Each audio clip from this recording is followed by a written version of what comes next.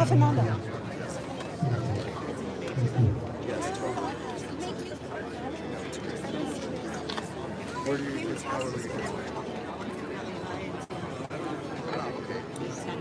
now they're doing a ringing of the bell for those who died in the fire here.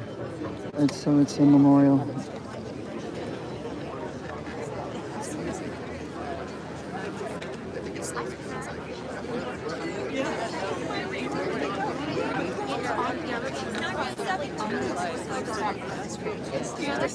It is.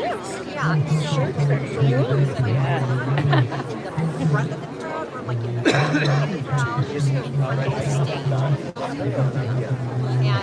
And so,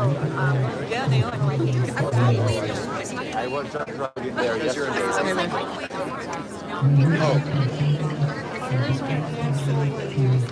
Okay, great. They said this is where like the main. Someone was talking on the other side, but I don't see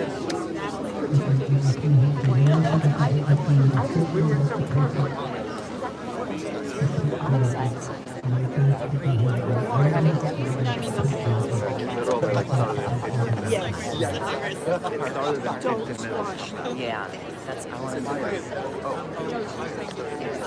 So here we go. There's going to be speakers that are going to be in the stage from the window because we live in So we thought when I came to show today, but it started, that was right too. But this one started. It starts. And as I was talking, everyone else was standing on their cars looking at her mouth. Oh. 5 minutes.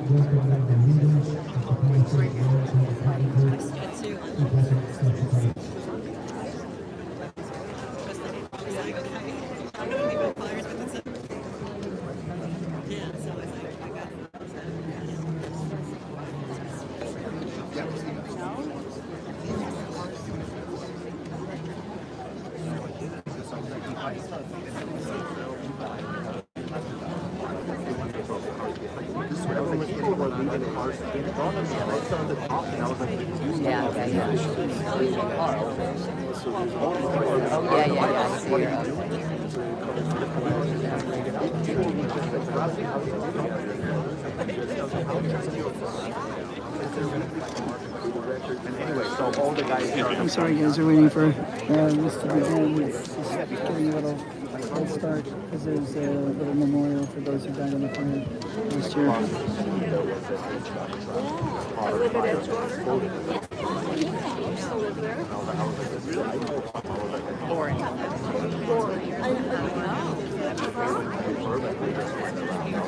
No, that was another one.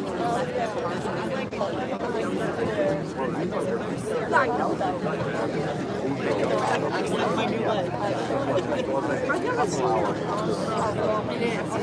Everybody just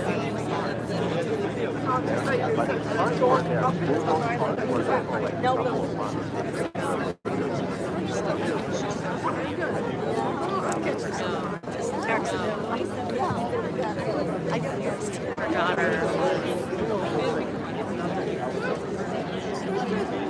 Can you imagine like the level of desperation? So right before I started this other live, I was talking to a guy who didn't lose his house, and he said, the weird thing is that the next day, there's another neighborhood that survived, but that there was whole areas that burned the following day when they already knew there was a fire. So that means the deployment of firemen didn't happen, even though there was a raging fire going on. And so there's actually quite a few people here that believe it was intentional to make it burn, which is absolutely criminal. I mean, I remember. Yeah, I told her where we were. And in my dad's house at 3.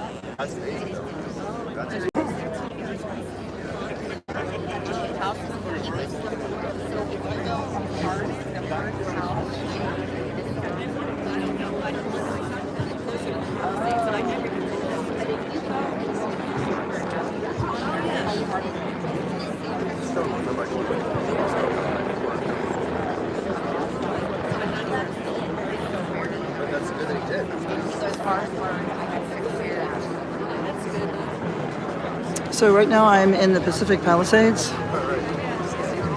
on the corner of Antioch and Swarthmore, where the horrific fire happened. You can see the building when I turn it around. This is a 1 year anniversary of the horrific fire that went on for days. The failure of the city, the mayor, the fire department, the DWP emptying both reservoirs were empty. Fire trucks that never came, water trucks that weren't pre-deployed.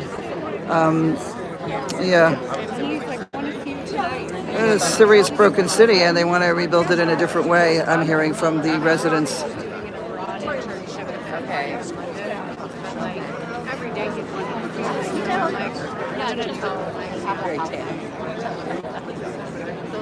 a little too fast for me. I like them. Well, it's like Okay. yeah, because I mean, it's like just it's time you had a break. Yeah, I'm gonna promote that.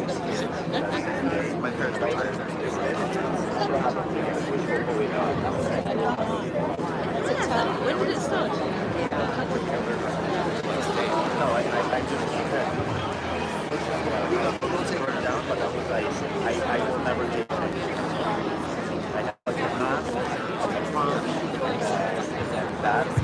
Now over there, let's see if I can get it, is about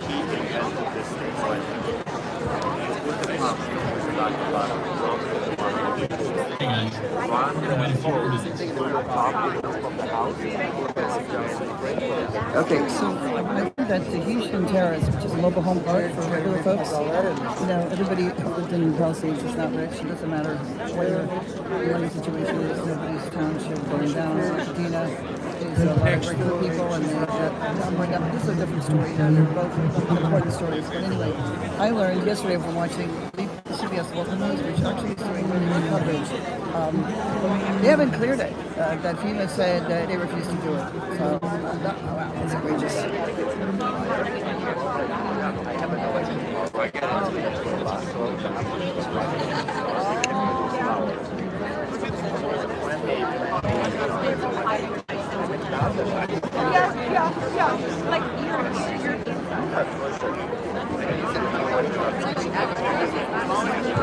There is throughout the day. I don't know where it was. I don't think it's a connection.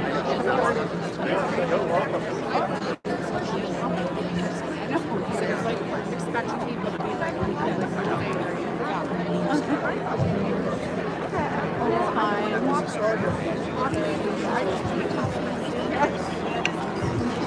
like that.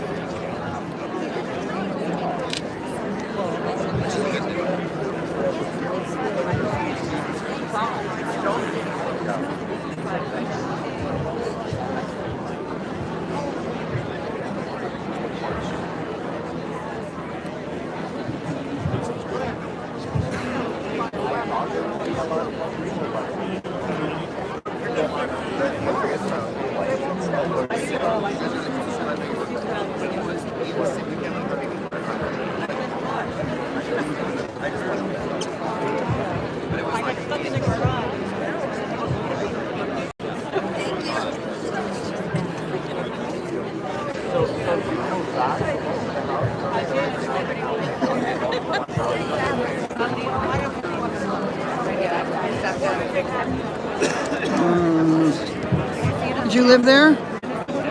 Tahitian, at the mobile home park? You did. So can I interview you and talk to you? Or you don't want to? No, nobody. It's just for myself. So I just found out by watching CBS News yesterday that they hadn't cleared it. Is that true? That they didn't clear it? FEMA refused to clear your park? Or is it a different one? Where the park next to us, and we're all clear. So they cleared yours, but not the other. I'm so sorry that. So how's it going? The owner of the land hasn't started any movement towards Rebuilding? Yeah. And so where are you living? I'm so sorry. It's really awful. I live in West LA. I watch the fire from my deck. Where's the fireman? Yeah, I'm so sorry. By us when we left. We left around 4 in the afternoon. No firemen. It's really awful. It's really awful. Do you want to see all these people be held accountable? Yeah, I do.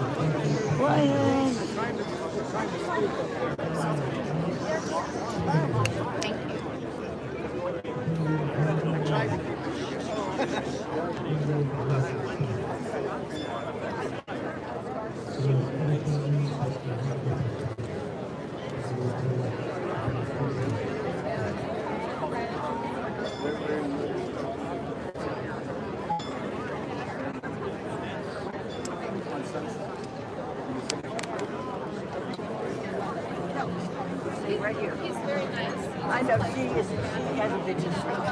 She'll bark and growl, and that's why she's like a killer. She likes these dogs, but she's better off. She's a tough.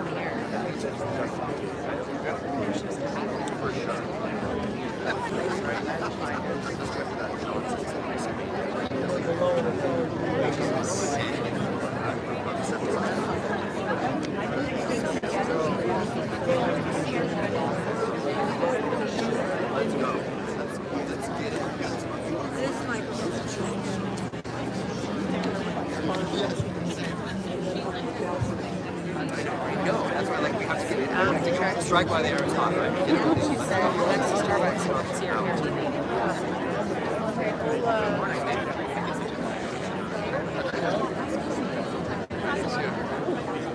They have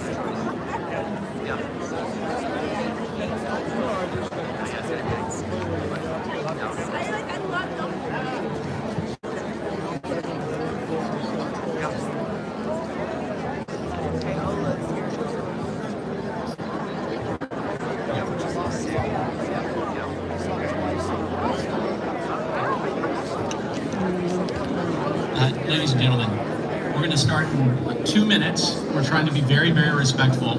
And when we begin, of course, we're going to use our voices.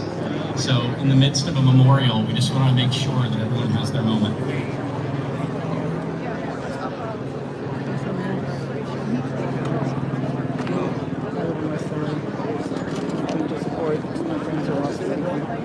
Did she tell you? Yeah, nothing. I think she's coming over to Spain.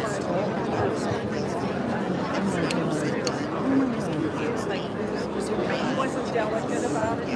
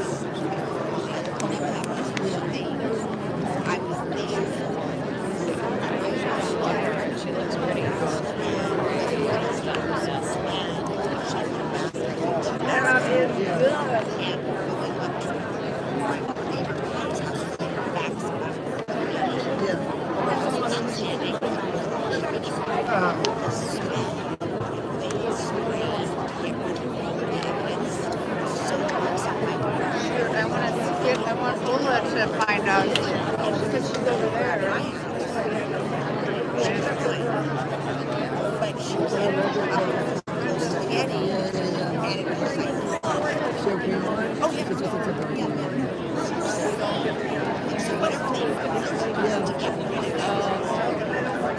Is this the one that's on PC Spaghetti?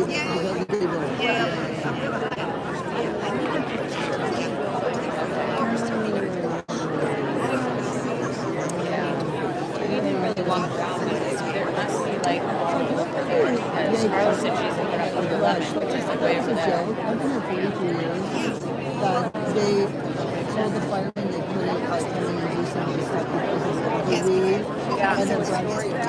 But why are they protecting the plants of the people and property? How lunatics are making these laws? Yeah. It needs to be undone, right? How long have you been here? Been born and raised here?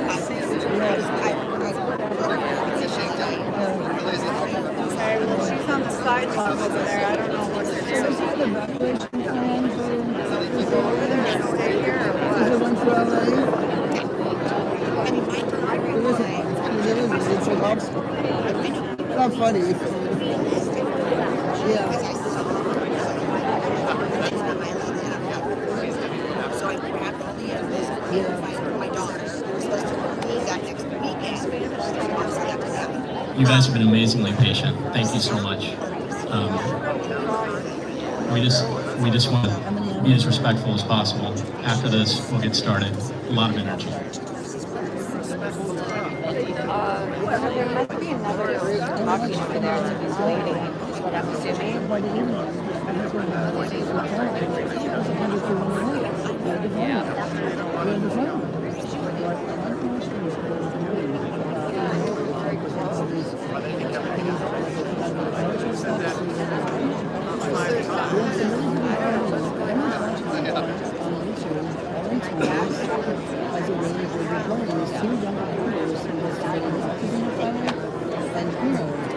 And they said all of our locals were coming to Altadena, where the most died.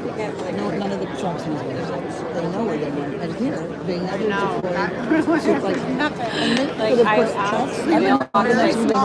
They used to put water trucks with a fire truck, so you can't say we don't have any water. So who's running the fire? Who are these people? It's like it's me.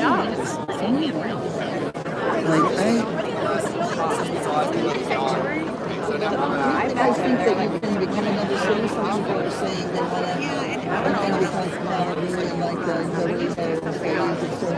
what do you think about that? Yes. That's what I think. I guess it'd be better than LA. Because I guess you guys could be in charge of it. Look at these guys that have their own fire, like I saw the guy who saved a couple of houses because he had something he could put in the pool, and he used that to save a bunch of houses. But they actually will come and teach people how to, really save. Like it's more like a general. I'm gonna talk to them, but you think you're safe even in West LA, and after this you go, no, absolutely not. They're not. They didn't come. They didn't.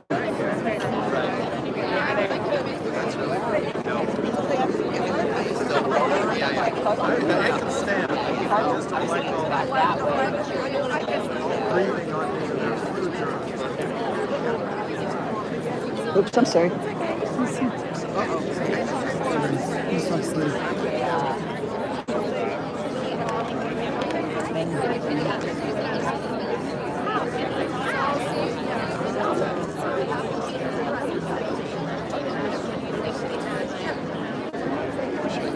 Yeah, no problem. All right, ladies and gentlemen, we have waited 20 minutes and we did that out of deep respect. Yes. We deeply respect everyone here. We want to make sure that everyone has their moment. Unfortunately, our permitting is only for a couple hours. Yes, you gotta go. If we wait more, we will not be able to do our event. I hope you guys are okay with that. All right. So listen, why are we here today? Truth? They want us burned? Oh, you're angry. They let us Oh burn. yeah, they let us burn. They let us burn. They let us burn. They let us burn. Burn. Yes. They did. They let us burn. And you know what? We're not going to stay down. That's not going to happen. So let me tell you what's going to happen today. We've got about 12 speakers. I'm going to kick it off. And what we are going to do is we are going to tell you about their accountability. We're going to tell you about the 10 steps that we believe that we can take to build this thing back. And then at the end, we're going to hold them accountable. They need to be transparent and accountable. The days of gaslighting should be over. Am I right? That's right. I want you to raise your hand if you lost your home in this fire. Keep your hands up. Keep them up. I want you to raise your hand if your home is toxic and it's standing. Keep them up. Everybody, keep your hands up. I want your hand to be up whether your home is burned or whether it's toxic. Now, I want you to put your hand up if you ever lived in the Palisades and your home was burned or toxic. All of us. Yeah, that's what I expected. We're a deeply affected group of people. We have been through a lot this year, and our leadership has not made it easy. So are we ready? Are we ready to kick this off? Ready. I'm going to put my glasses on because otherwise I can't see, because 52 years old does that to somebody. All right? So here we go. Brace yourself. All right, we the people are here right now in Pacific Palisades, California, and I'm Jeremy Padower, citizen.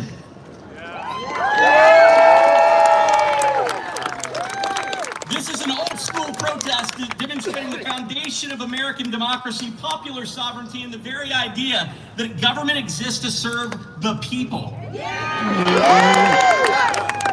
We the people. We the people. We the people. Elected leaders are not monarchs. They're not rock stars, or they're not deities. Elected leaders work for us. Yeah. Yes. California leadership at the city and state level failed. They let us burn 1 year ago in ineptitude, gross negligence, lack of proper planning, lack of resources, lack of people, and purposeful policy that let it burn. And today we rise like a phoenix. The Palisades dolphin is no longer blue. We are red, orange, and gold, the color of fire. You did this to us, leadership. This is our origin story.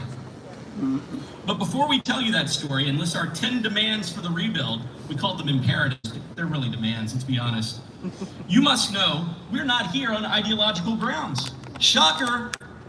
This is not a political rally. This is not about party politics. Party politics at the local level should sit in the back seat while operational excellence drive the bus. Okay? So if you consider yourself a Republican, and you consider yourself a Democrat, or you consider yourself an independent, let's put that in our back pocket today, because this is about operational excellence.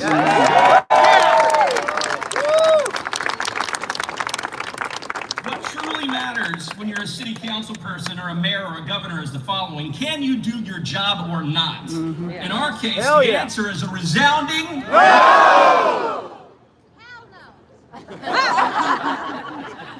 Today we will speak the truth to power. We will provide a vision for the rebuild of the Palisades. Today we will hold leadership, regardless of party, to a high standard of operational excellence, and to remind them that there are consequences when they fail to act with transparency, accountability, and without vision.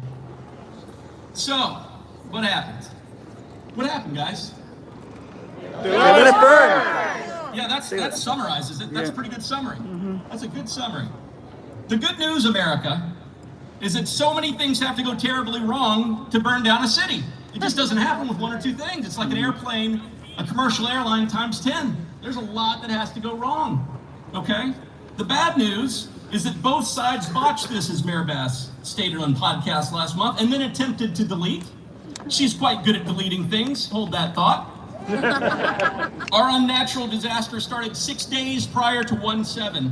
The state failed to put out the origination fire called the Lackman fire. Anybody aware of that one? Yes.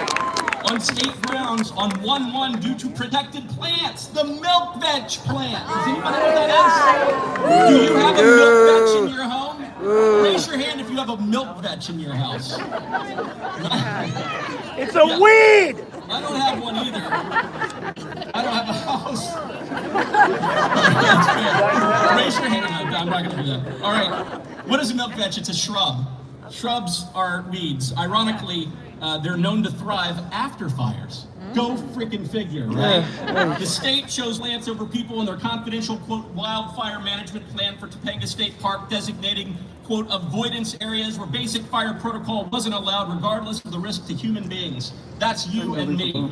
That initial fire set for 6 days without proper attention, no fire retardant from above, no mudding to get under the brush, no thermal imaging, and limited observation. That is what they call the very basics of putting out a fire. Right? Yeah. Yeah, I feel the same way. Firefighters texted, quote, the rocks are hot to the touch and the tree stumps are smoldering. City firefighters were directed to leave despite these warnings. The city and state secretly left us to die. Do you feel that way? That's right. That's right. That's right. Does that seem like an over-exaggeration to you? No! Am I demonstrating hyperbole? No. People did die. Did we just not have a memorial over here celebrating people who passed away as a result of their incompetence? Yes. Yeah. If the fire had occurred 12 hours earlier, I don't know how many of us would be here to speak truth to power. Would hundreds have died? Would thousands have died? It's possible. That's the stakes that we're talking about. One thing is absolutely certain. On my drive out of the Palisades, oh man, emotional. Excuse me. One thing is certain. On my drive out of the Palisades at 3 p.m. on January 7th, 2025, there wasn't an organized attempt to get individuals to leave their homes in an orderly fashion. Did you notice any organized attempt to get you out of your place? No. There were no sirens. There were no bullhorns. There was no authority figures on the streets begging, prompting, pulling people from their homes. There were no sounds of urgency. We drove down Swarthmore into down Sunset without passing a single emergency vehicle or hearing a singular alarm. Oh my God. Yep. Brutal. From what I experienced, there was almost no support in the middle of the day. Yep. Yeah. So Right. you tell me what this would look like at 3 a.m. You tell me. This happened at 3 p.m. At 3 a.m., I want you to raise your hand if you think your life would have been in danger. And they ask us why we're here today. They ask us why we have feelings, why we might be holding and speaking truth to power today. I'll tell you why. Because they almost killed us. Listen, what's on the line here is death. It's not just your home. It's not just your financial being. It's your life. Later, we found out there was no water in the reservoir. 117 million gallon Santa Ynez Reservoir emptied because of a ripped cover that would have originally cost $85,000 according to emails to fix. Despite as much as as much as $500 million in annual Palisades taxes paid in the system, Los Angeles allowed the Santa Ynez to sit empty for 18 months. And why do we need a cover on a 117 million gallon reservoir? Yeah, really. For what was planned as a fire safety reservoir in the 1970s. Because our true 6 million gallon drinking reservoir, the Palisades Reservoir, was previously removed from service and also empty. We had two reservoirs, both empty, one for drinking water, one for fire. They decided to take them down at the exact same time. Oh my God. Yeah, they're still empty. And I mean, how about that? I mean, how does that make you feel? You guys happy?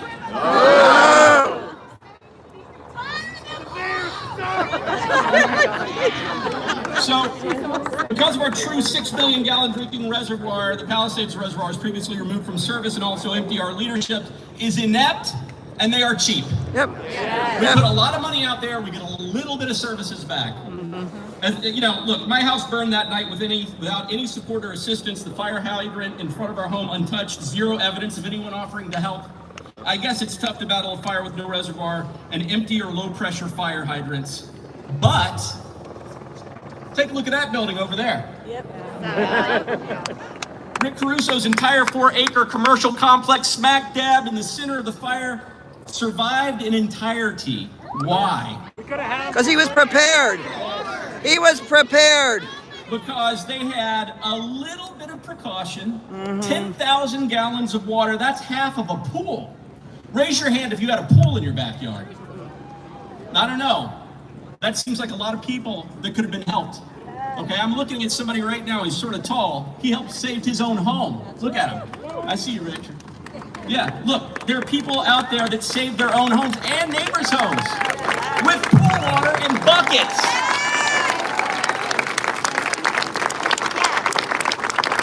And they ask us why we're upset. And they ask us why we have a beef. And they ask us, why do we say they let it burn? Give me a break. Where was the mayor? Ghana. Yeah. Ghana. Ghana on a cultural mission in the middle of the dry season after some of the wettest weather we've had in the face of Santa Ana winds, a fire department at 30-year staffing lows, no reservoir. On January 3rd, the city's emergency management department sent emails to leadership warning of critical fire conditions. On January 4th, Mayor Bass left to Ghana. Now, guess what? We got deputy mayors. Deputy mayors are good, right? Nope. No way. Where was the deputy mayor of public safety? Brian K. Williams was placed on administrative leave in December of 2024. Why? Because on October 3rd, 2024, Williams called in a bomb threat against the Los Angeles City Hall due to support of Israel on Rosh Hashanah. Wow. Look, I'm not here to say anything about religion. I'm not here to say there's one group that's better than the other, because there's not. We're all human beings. We all bleed the same color. But guess what? That individual certainly felt something that day. Was he charged with a hate crime? No. He got 1 year probation, 50 hours of community service, and a $5,000 fine after pleading guilty and claiming it was all because of anxiety. Our mayor appointed leader of public safety. So what do you do as a leader when your head of public safety is gone? She left a known threat. Mayor Bass, deputy mayor, had been terminated. The team must have been in total shambles. You can't tell me there was a plan. The city rolled the dice and we lost, and the state rolled the dice and we lost again. We can't review Mayor Bass' text messages the day of the fire, because despite the LA Times requesting text just days after the fire, Bass placed the text on 30-day auto-delete. Oopsies. Innocent people don't erase texts. That's right. That's right. Tell it. Innocent people do not erase texts. Right? Right. Immediately after the fire, Bass and Newsom began the gaslighting, misdirection, and lies tour in the most coordinated and immediate effort. That was an act of nature. Smiling, by the way. Smiling. Yeah, right, Is anybody right. sick of the smiling? Yeah. Yes. Step down. This was an act of nature. This was an act of God. This was an act of human-created climate change. This was because you have too many plants in your yard. This was because you used the wrong building materials. This was because of you. This, according to Newsom and Bass, this had nothing to do with their choices. This had nothing to do with their policies or mistakes or leadership. Newsom and Bass stood approximately right around here on 1/8 with no fire support as the city literally burned around them. Yep. Anybody seen those photos? Yes. Buildings catching on fire, smoke billowing as they walked around with no action at all. Yeah. Unbelievable. It burned around them. Resign now. I'm with her. Humans impact the world around us. I'm with her. Okay? Raise your hand if you think that humans affect the world around us.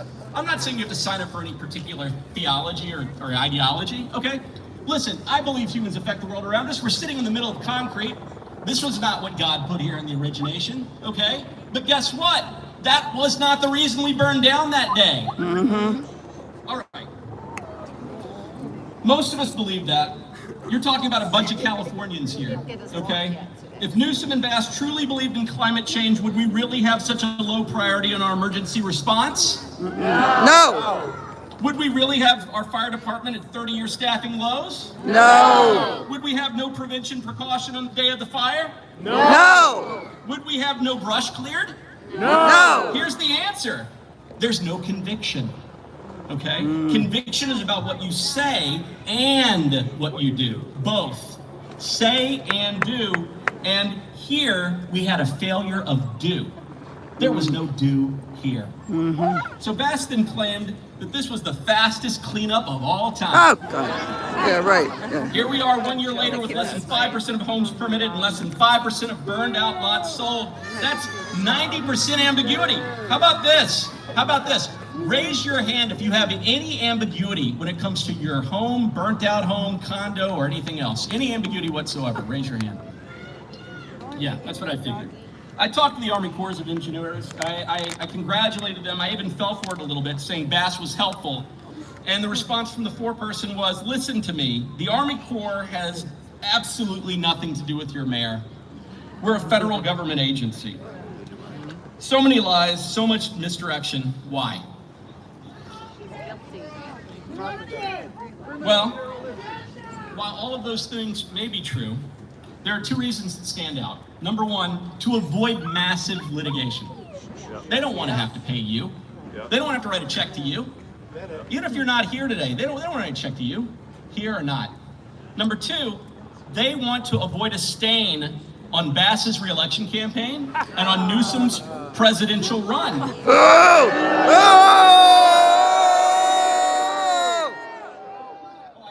I see you feel a certain way. And you know what's interesting? This is not a crowd of Republicans, and it's not a crowd necessarily of Democrats or independents. We're human beings today. We're Americans. 100%. All right. We must hold our parties to higher standards, all of us. If the only plan is to attack the other side, then your side acts with impunity, and that's what occurred here. They're acting with impunity. That's a rough way to treat the people that put you in office. I'm a toy maker.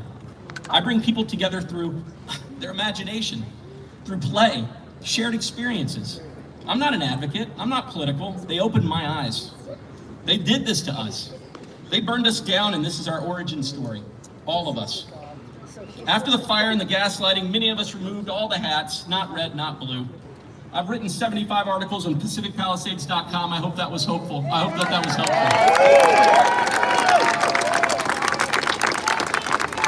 Citizen journalism helps unravel crimes. Spencer's here.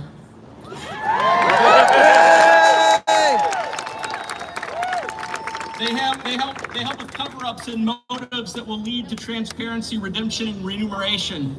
We can sit back, hold hands, and take it, or we can fight back together on operational grounds, not ideological grounds. We can fight back on independent grounds. We can hold our own party to what they owe us, which is at the very, very least accountability, transparency, and honesty. Okay. Hold yourselves to a higher standard and do not accept lies. The failure of 1725 cuts us deeply, but the gaslighting and lies since have greatly aggravated that wound. 1 year later, post-fire lot values have declined 30 to 40%. Insurers have been presented limited vision, and our city and state have acted opportunistically with punishing and confusing ordinances after ordinances after ordinances, furthering gaslighting that somehow this is our fault. It's not. The governor called us opportunists. He calls us opportunistic plaintiffs. We're opportunistic because it's our fault. In fact, the mayor yesterday called me a profiteer. Wow. Well, step down, Bass. Sorry, I'm smiling. It hurt my feelings because well, it didn't. It did not hurt my feelings. Why would we care what you think? Listen, when people look at you and say something to you, it's only as valuable as the source. Okay? Being called a profiteer, I paid $40,000 for this. Okay? We did not accept any external money. There's one gentleman that provided signage we really much appreciated. That was purposeful. We want to be conflict-free. Okay, and frankly speaking, my insurance was good. So I'm saying that to you because I want you to know if it wasn't, I don't know. Maybe somebody else would have needed to step in. There you go. So does that sound like a profiteer to you? Nope. I didn't feel like one. Where is she, by the way? One, Yeah, really. one side holds all the information, blames and punishes the other.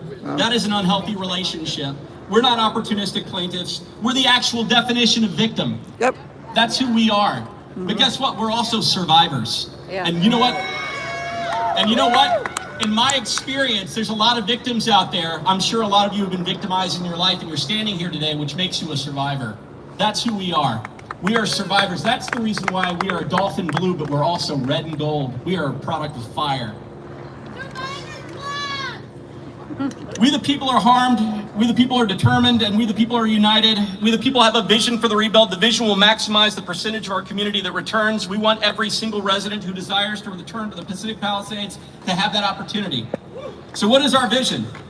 10 things, call them 10 imperatives, call them 10 demands. Steve, thank you for being here to listen to us today. You know what? There's not a lot of people that came here. There's not a lot of people that even reached out to us. The fact that you're here to hear these demands means in case that you are elected, at least you listened. So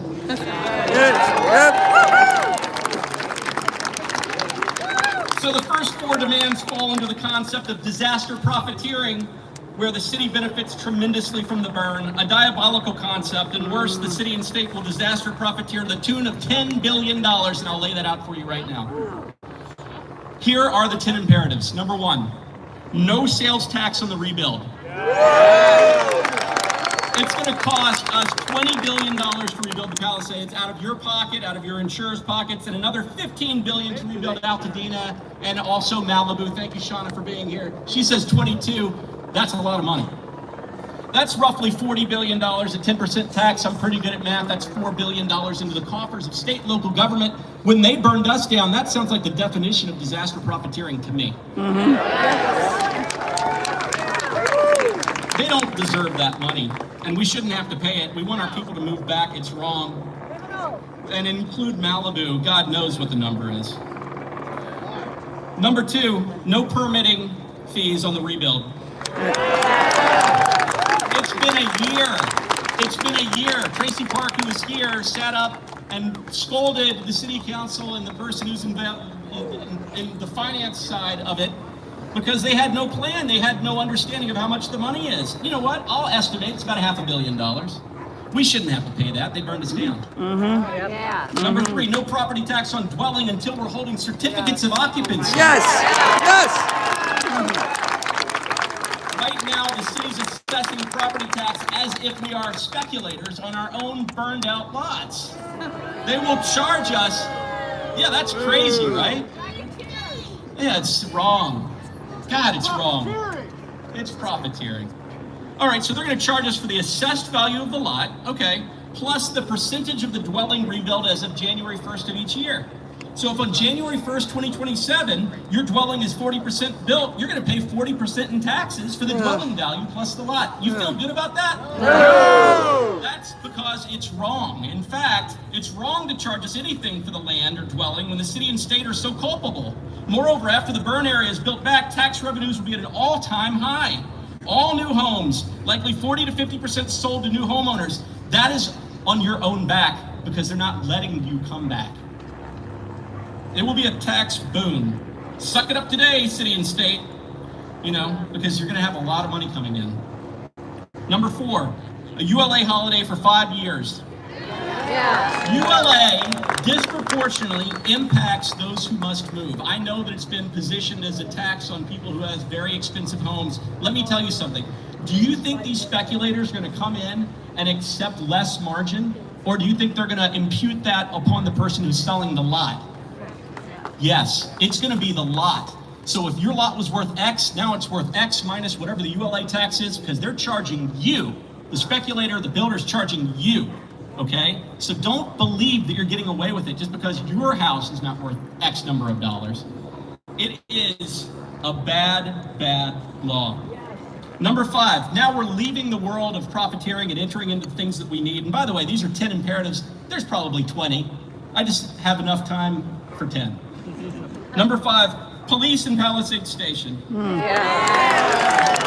The Pacific Palisades didn't have a police force prior to the fire. We had 1 car on loan from LAPD. I go days without seeing a single officer. You guys see an officer every day in the Palisades? No! When our home was robbed in 2018, we caught it in progress on cameras. 47 minutes later, the police showed up. Not acceptable. No Palisades police for over 25,000 citizens is ridiculous. Brush clearance. Number 6, we need a clear plan. We need this for our own insurance. We need this for our own peace of mind. Number 7, budget transparency. Los Angeles doesn't provide budget transparency or how many dollars Pacific Palisades pays into the budget or how many dollars we receive in services. Does that seem like a problem to you? Yep. Yes. Does that seem like a victim-victimizer kind of relationship? Yes. It does to me. Yep. We estimate that our payment into the system is up to $500 million annually in property tax. We don't have $85,000 to fix a reservoir, and I almost cursed, but I didn't. We don't have $5,000 to fix potholes. Again, classic victimizer-victim relationship. One side holds all the cards, and that must end. Number 8. Love that. Number 8, electrical undergrounding. Bury the lines now. We burn down, and above-ground electrical power lines are a menace. This isn't just an eyesore. We're not just complaining. We put a lot of money into the system, and we're happy that others are sharing in that. Bury our lines. They help perpetuate this fire. Number 9, evacuation planning. As I mentioned, there was no plan on 1/7. It was an absolute debacle. I want to raise your hand if you thought it was a debacle that day. I would say that that is pretty darn close to 90%. I don't think I've ever seen 90% of people agree on anything. Okay, and then finally, insurance planning. If you believe our leadership, they say insurance is tough because of climate change or weather or because insurers are acting unscrupulously. Here's the truth. Every region of the United States has weather. The Midwest has tornadoes. Right. The East Coast snow. The South heavy rains, Florida coast up to New York hurricanes.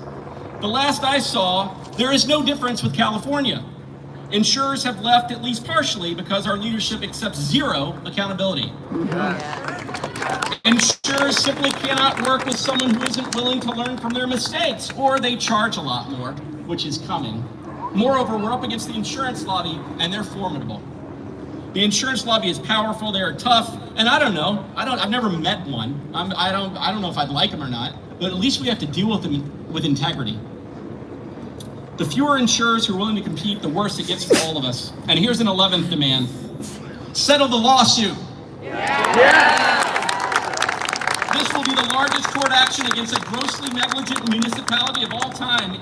Either way, you're gonna lose. Right. Either way, Bass and Newsom, you're going to lose. That's right.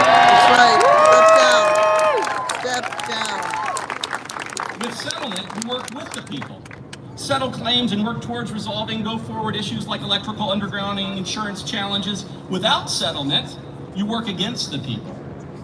Fight those who you victimized. Call them profiteers, for instance. Yeah, and work against their long-term good. And you know what? This is going to go down as the most extensive leadership failure in the history of the United States of America.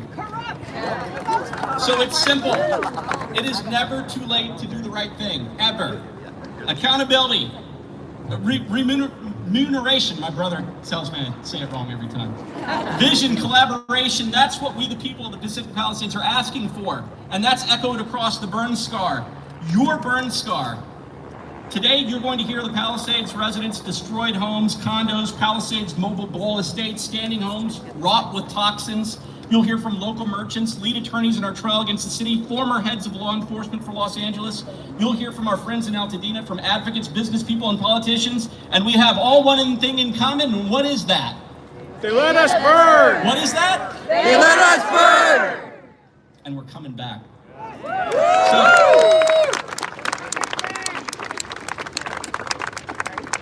All right. So we have a lot of people here who are very, very passionate, and they're going to come up and talk one by one. I think the first person I'm going to bring up is Miriam Engel. And Miriam reached out to me after seeing the PacificPalisades.com and said, "Hey, would you like to be a part of a rally?" And I said, "Yeah, let's do it." Miriam has been a whirlwind coordinating the hard parts of this event while I had the easy part of writing checks and working with speakers. Professionally, Miriam is a media network senior producer and bureau chief. Please give Miriam a big round of applause.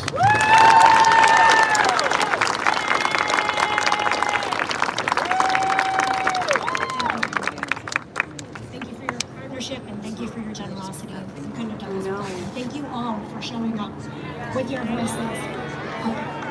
Thank you all for showing up with your voices. Thank you for showing up with your hearts today. We named this demonstration, They Let Us Burn, not only because the Palisades fire was a preventable disaster, but because... Okay, I'll try to speak as loud as John. Come on, Shannon.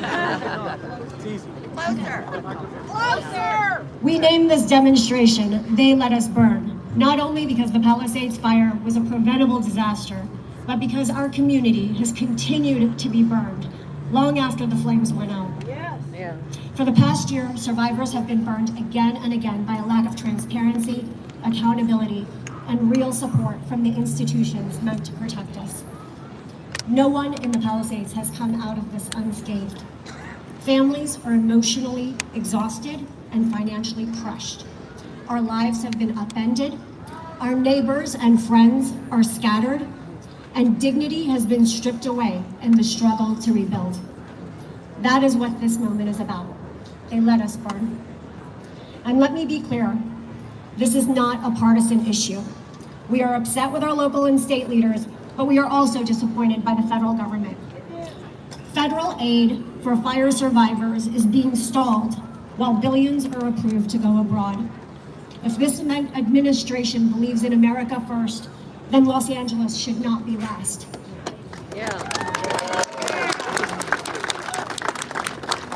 Now, I'd like to take a moment to give a shout out to some heroes of mine. The morning after the fire, on January 8th, as my husband and I fought to put flames out on our property, a yellow truck pulled up and 3 guys jumped out and started helping us. There was only a dribble of water coming out of our garden hose, but those men helped save our home. We learned they worked with Councilwoman Tracy Park, and they were dispatched to help residents however they could.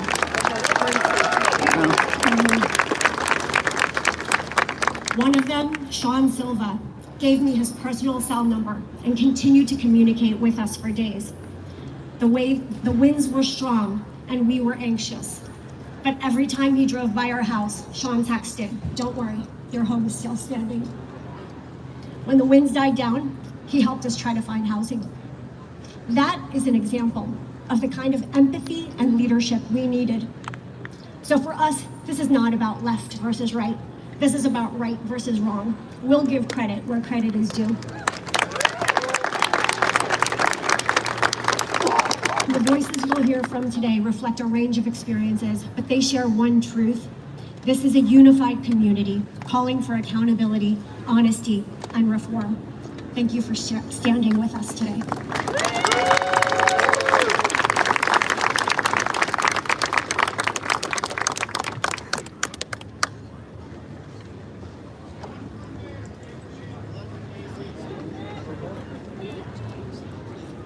Okay, so Tracy Park has joined us. And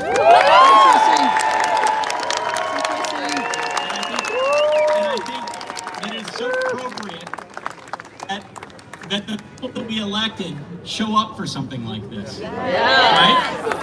She's the only one. Tracy, I think a lot of people... Oh, did the mic go out? Yeah. It's back. Tracy, I think a lot of people feel positive about you, and you've heard a lot of tough things today, but you stand there and you heard it all and you listened, which is more than I can say for a lot of other folks, okay? So Tracy, come on up here and take the mic.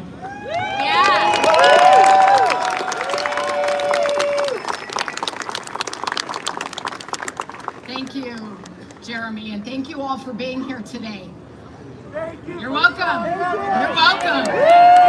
You know, there were some folks who didn't want me to come here today. There were some folks who didn't think this was the right way for me to spend my time today. But you know what? I'm looking around and what I see are victims. Victims of the worst tragedy in our city's history. And what I see are people and families who continue to need our help. Yes. What happened on January 7th was catastrophic failure, and to pretend otherwise is just insulting. You did not imagine what happened, and you are right to be angry. I personally did not lose my home and my entire community last January 7th. But I did bear witness to what happened to yours. It wasn't an act of nature. It wasn't some storm of the century. And it wasn't climate change, and don't let anybody try to tell you otherwise.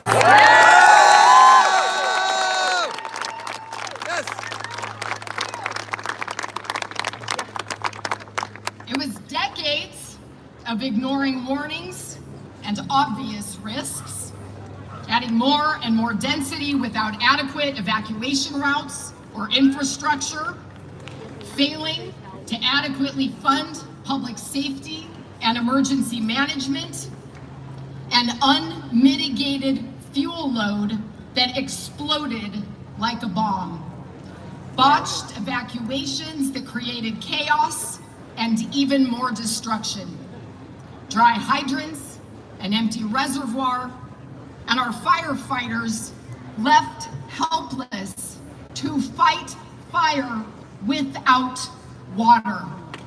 On January 8th, we were on the ground in the Pacific Palisades putting out fire with dirt because there was no water on the day that we needed our infrastructure and our systems to work.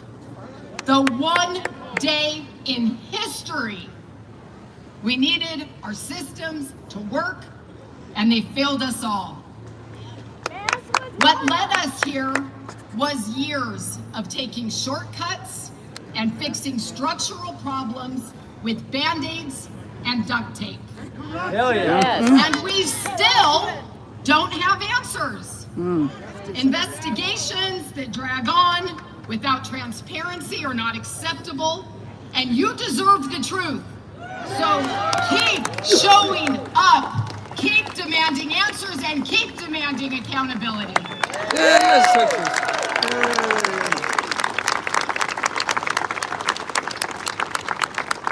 What you all are asking for going forward is basic, it is reasonable, and we shouldn't have to beg our government to make this right.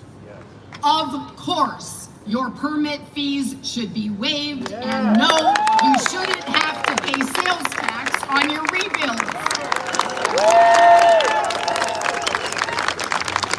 Yes, you need a police substation and more fire safety personnel too. Of course, we deserve an enforceable brush clearance plan. In fact, why isn't there already one in effect? Right. It is a miracle that no one died in that evacuation, and it's even worse because the gridlock and choke points were already known from prior emergencies. So when you ask for more comprehensive evacuation planning, that is actually not enough. Your town is gone. Developers are circling like vultures looking to profit by adding density. We have to be so very careful as we rebuild your future. We have to stick together in demanding that safety and adequate modern infrastructure are able to support whatever comes next. We cannot let Sacramento or City Hall turn the Palisades into a policy sandbox where safety is sacrificed for ideology. Hell yeah. Friends, your fight is my fight. I am your advocate, and my goal is to get you home. So let's take this anger and let's end this culture of half-assed solutions. Let's set new standards for responsible development. Let's value our police and firefighters with the resources they and we deserve. And let's demand that our government spend our money wisely. That's what you deserve, and I am proud to stand shoulder and shoulder with you. We love you, Tracy!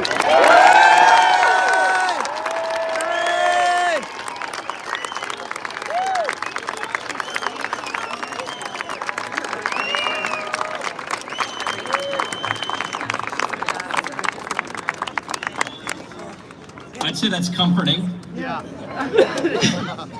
I mean, that's the first time I smiled. I imagine a lot of you felt the same way. You know, we deserve a moment to take a deep breath. You know, we deserve that. I gotta tell you, it's been a long year, right? So here we go. Now I'm going to introduce someone who is such a sparkling jewel of a human being. Okay, Jamie Geller. You know what? I didn't need my glasses. What the heck? I read the whole speech with my glasses. Jamie Geller is a Palisades resident. Never mind, I need a Palisades resident. She is a proprietor. In fact, her store was right there. It's gone. Jamie Geller Jewelry has served the Palisades for as long as I can remember, bringing joy to so many. Jamie, Mike, and their 3 children lost their home in the fire, and it should have never, ever happened. So Jamie, we love you, and we can't wait to hear from you. So come on up. Oh, you're right there.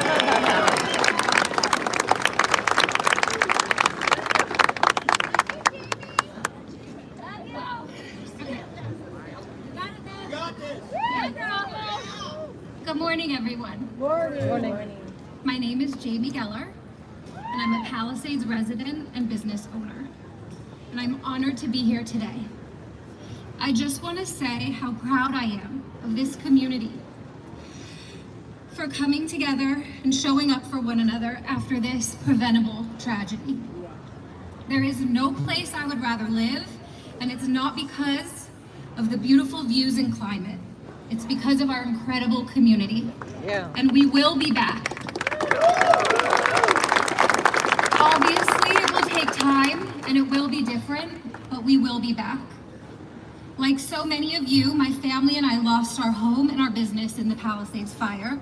And like most of us here, we have spent the past year fighting just to try to understand what our futures look like.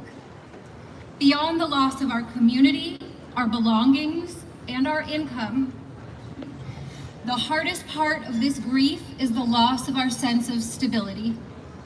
If we were in the Palisades, as far as I'm concerned, we were living the dream. This was it. We made it.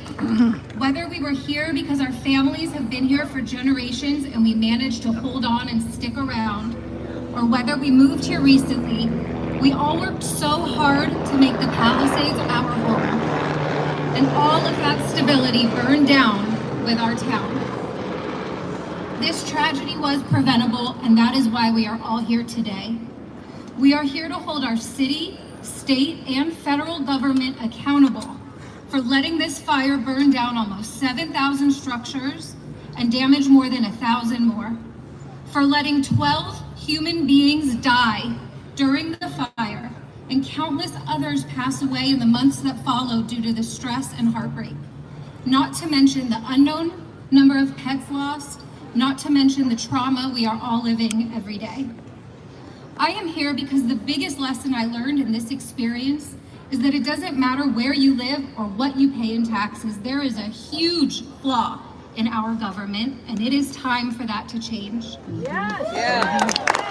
I remember when Hurricane Katrina came and our government did nothing, and we all thought, oh, it's because it's a low-income area, so our government doesn't care about them.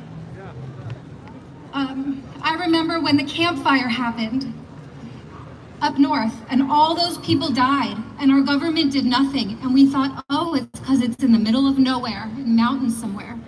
And I remember the Lahaina fire and our government did nothing, and we thought, oh, it's a land grab. And I remember when Woolsey happened and the government did nothing, so my friends formed the community brigade to fight for themselves because they knew in a fire they're left on their own. And I thought they were exaggerating, I thought they were nuts, and then it happened to us. A large, affluent, easily accessible town full of important people, and they abandoned us too. So I am here to do all I can to make sure this doesn't happen to anyone else. I'm here to speak loudly and make sure everyone knows it can happen to them too. Our government is not going to save you or help you build back after a disaster. This is not a right versus a left issue. This is about an inherent flaw in our entire government, and we, the tax-paying people, are paying a price, and so now we are demanding change. Yes. For the last 365 days, our government has finger-pointed and blame-gamed, lied and covered their own butts, leaving us to rebuild our lives with zero leadership, zero clarity, zero truth, zero hope, and zero meaningful help. As Palisadians, we collectively pay an enormous amount in taxes. Google told me just over $222 million per year in property tax alone. Add in income tax, sales tax, business tax, and the infamous ULA tax. We are talking about hundreds and hundreds of millions of dollars, maybe even $1 billion a year, and we did not receive the most basic services that could have protected us from the level of damage that this fire caused. Our insurance commissioner failed to act, and the insurance companies dropped us. And so many of us were forced to sign up with the government's unfair plan, which I could talk about all day, but Jeremy told me to keep my speech 4 to 5 minutes. Our mayor cut the LAFD budget by $17.6 million and then left the country knowing an extreme wind event was headed our way. Despite the astronomical rates we pay to the DWP, our firefighting reservoirs were left empty for years due to a tear in an unrepaired cover, and yes, they are still empty. Fire Denise Quinones! Our government did not properly maintain the brush in their own state parks surrounding our town, while residents are fined if we fail to clear brush on our own properties. Our own state park manual prioritized the milk vetch plant over people and homes, directing the LAFD to abandon the Lockman fire, allowing it to burn underground and reignite and literally let us burn. Our evacuation system failed. There were no traffic controllers, no coordinated light systems, just gridlock. So people like me had to abandon our cars and run for our lives. Our water tanks, separate from the reservoirs, ran dry by Tuesday night, and so much of our town burned down on Wednesday, January 8th. I find it ridiculous that private firefighters were able to bring in trucks full of water, but our government couldn't figure out how to get the water and resources needed to fight the fire by the second day. Many of the homes still standing here are only because homeowners thought swiftly and figured out ways to fight the fire on their own. Yeah, Richard Jennings. But that fight, that day of the fire, was only the beginning of the fight we have all endured for the last year. We have been relentlessly fighting our insurance companies to pay out our policies. We had to fight price gouging for our rental homes. We had to fight for a safe phase 1 environmental cleanup when the Environmental Protection Agency thought the most toxic of toxic debris should be sorted at the ocean during the rain.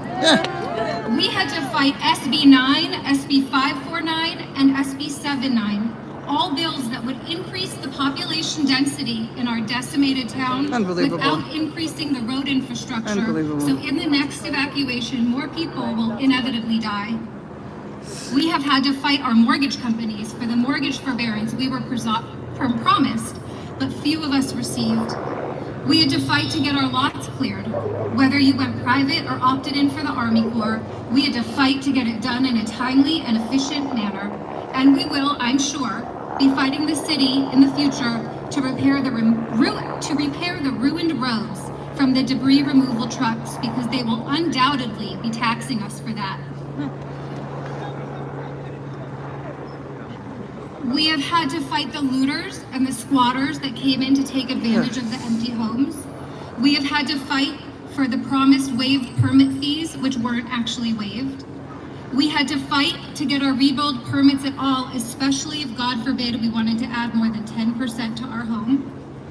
We had to fight to remove the fire engine theme at the new playground at Palisades Park.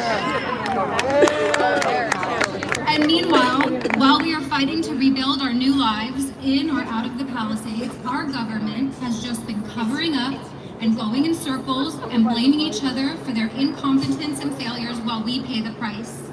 Enough is enough.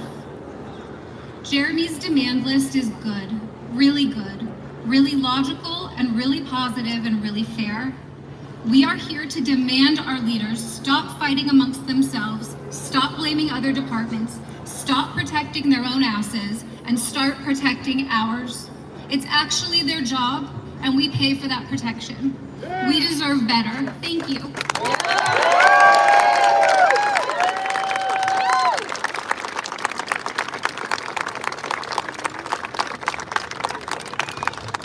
Jamie, you got me crying over there. I realize I don't have the power to make people cry. I have to just rile you up. But I felt it, man. Okay, so next, Heidi Montag. So Heidi is a resident, an actress, a musician, a podcaster, an advocate.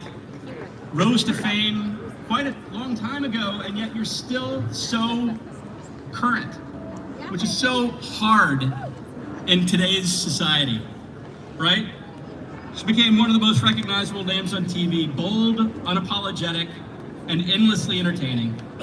You know, evolved from headline makers to entrepreneurs, to creators, and cultural mainstays, both of you guys. So I'm gonna introduce Heidi, and then next, someone else that you know that's related to Heidi. All right, Heidi, come on up.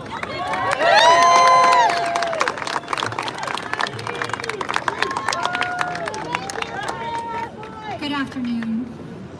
Thank you so much, Jeremy, for inviting me here, and to everybody who came here and showed up. I wish we were all gathered here for different circumstances.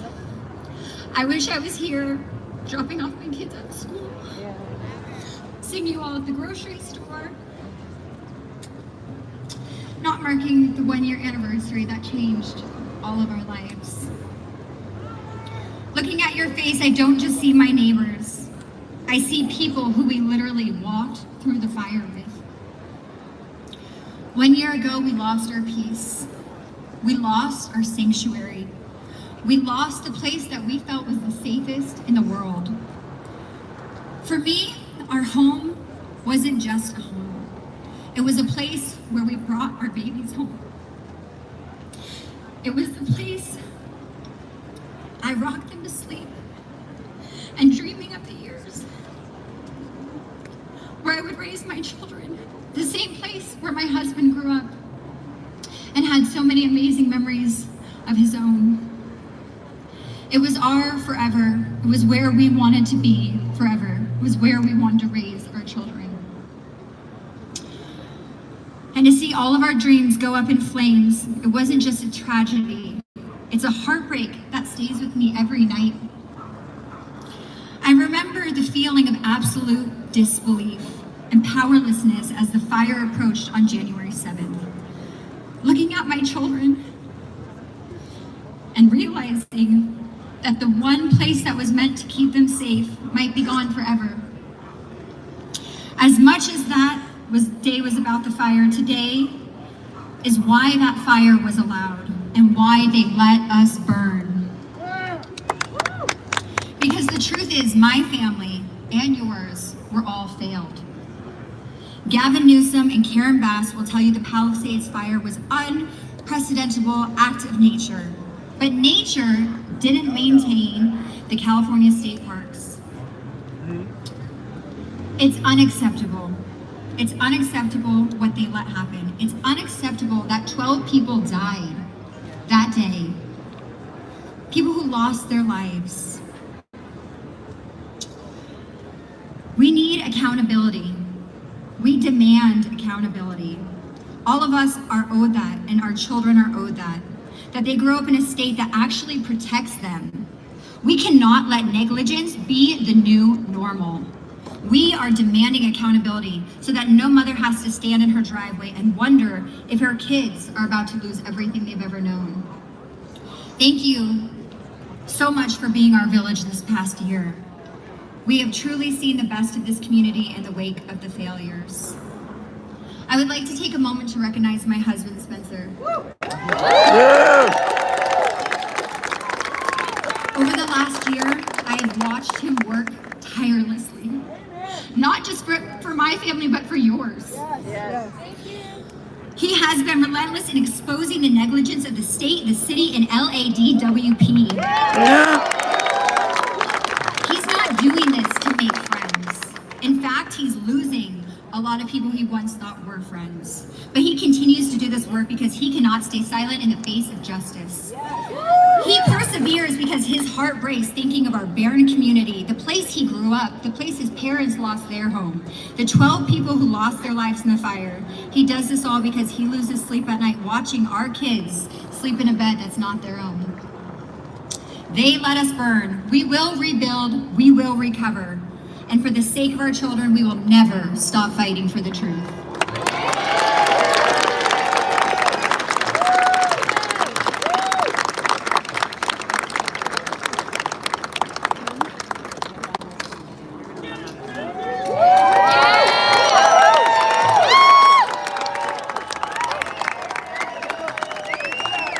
Oh my gosh, got more water coming out my eyes than LADWP out of both our reservoirs. Oh my God.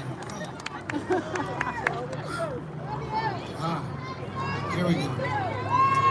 I don't have this part of my speech, but I'm just seeing everybody here and, you want me to be louder, okay, I'll just go. There we go, you don't have to be yelling at me anymore. Okay, well, I just want to thank everyone for being here. It's the first time I've been somewhere where I know everyone feels what I feel. Because you go around every day, people go, oh, how are you? Oh yeah, the fire, da da da. But it's like, I know everyone standing here feels me. So I just want to thank God for giving me so much strength.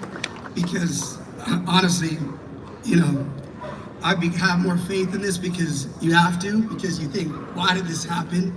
Why is this happening? You gotta believe there's a bigger reason. I gotta, otherwise we're all left.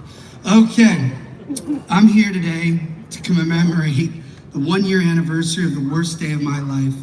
On January 7th, 2025, Heidi and I lost our home. We lost every material possession we owned. My parents lost their home too, and with it, decades of memories made inside those walls. I grew up in the Palisades. I moved through these streets thinking my 2 boys would grow up here just like I did, with that same hometown feeling. But then right before my eyes, the future I envisioned for my family burned to the ground. Standing here 1 year later, I have to tell you the most heartbreaking part of the past year wasn't being displaced or losing everything I own. It was the realization that all of this was preventable.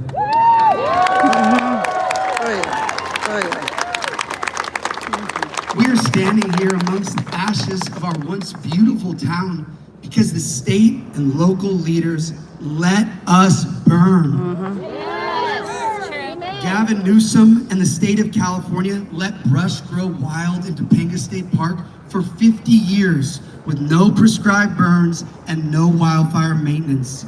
Gavin Newsom and the state of California created an insurance market so hostile that every major carrier stopped writing policies and dropped our families and our neighbors just before the sparks flew here in the Palisades.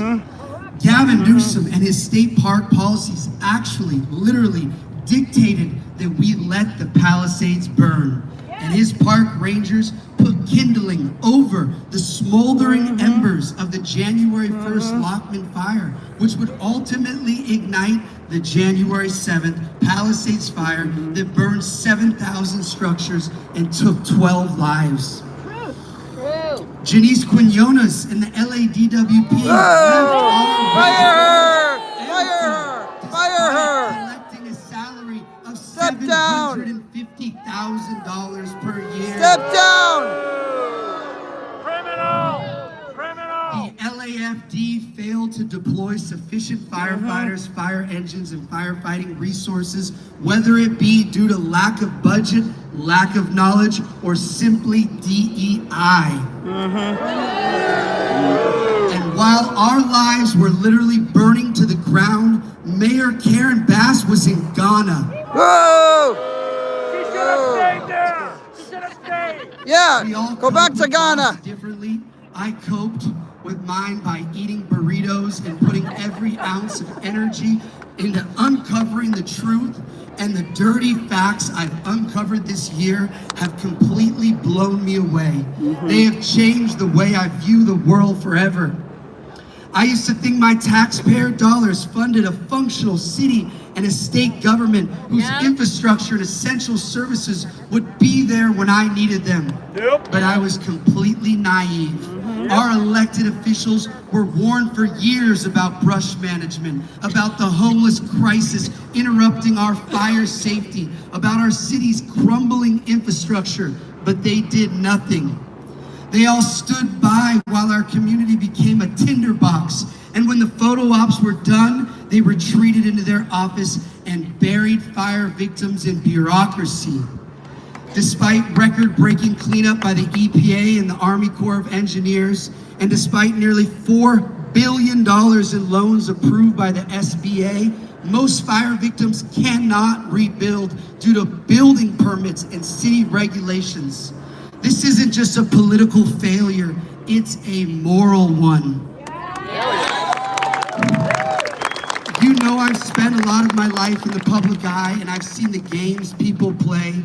I know the scripts they follow and the masks they wear, but this past year has stripped all that away. I have looked at my kids and my wife, I've looked at my family and my neighbors, and I have realized that the city I love is being managed into the ground by people who don't have the courage to actually lead.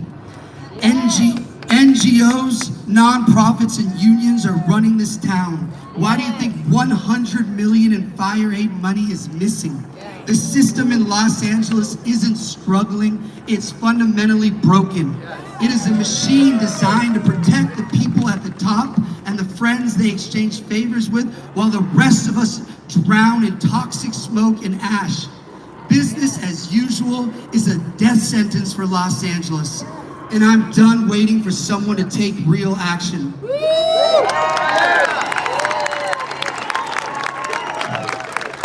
That's why I am running for mayor.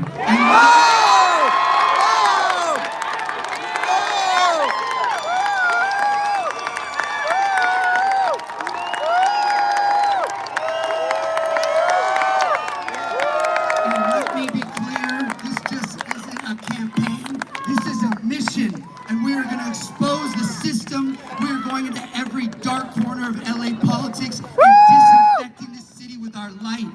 And when we are done, LA is going to be camera ready again. Thank you, everyone. Thank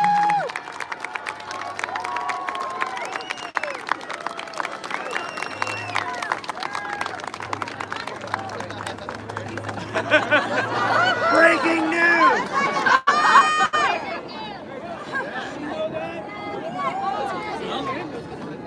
Who saw that coming? I'll say this. Spencer has done us all a huge service this year. Yes, he has. He spent every day. He told me he goes to bed thinking about this, he wakes up thinking about this, and sometimes there's 5 hours in between. I think my mic is on. You guys hear me now? Yeah. All right.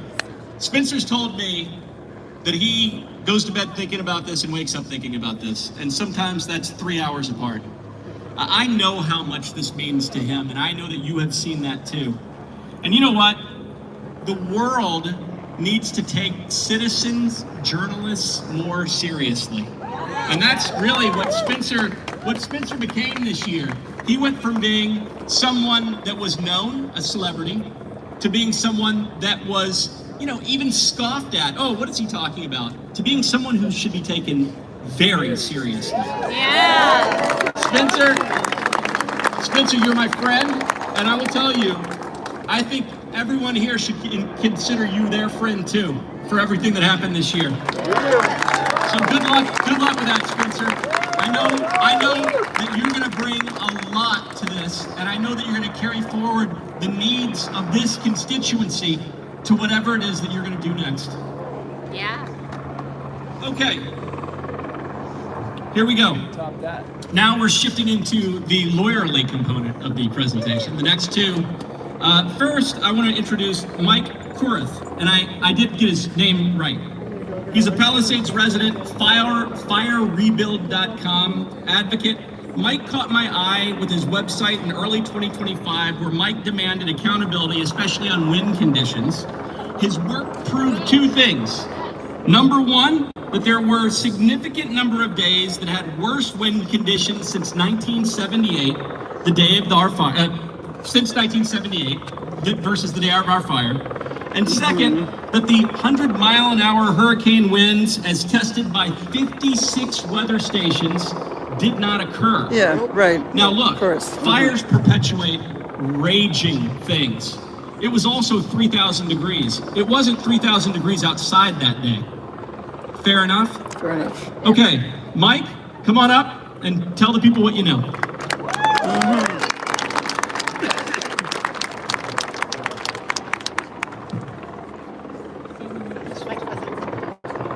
Somebody help him. Somebody help him. Lift those mics up. Somebody raise his mics up.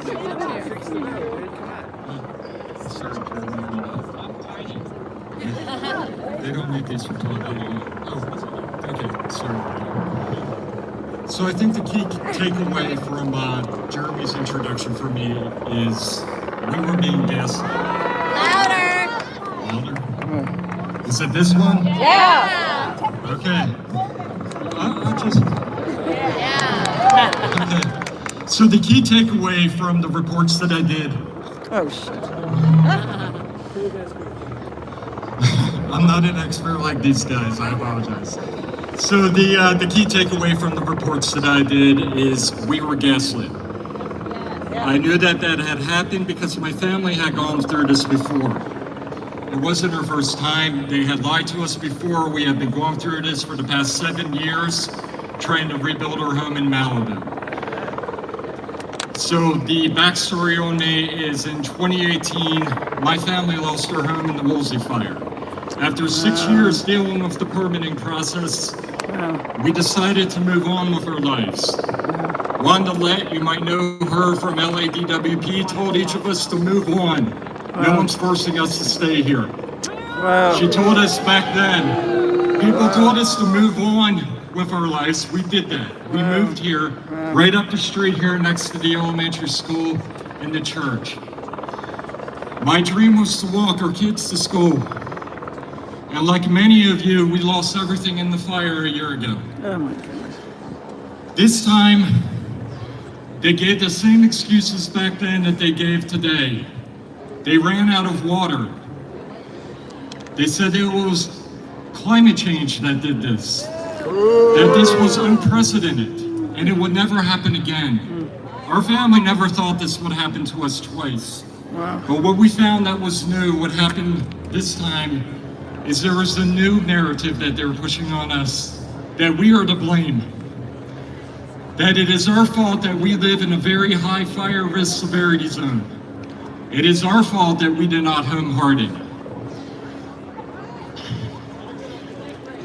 I know, sorry, I got lost.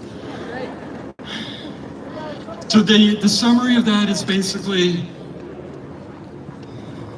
we are being bullied.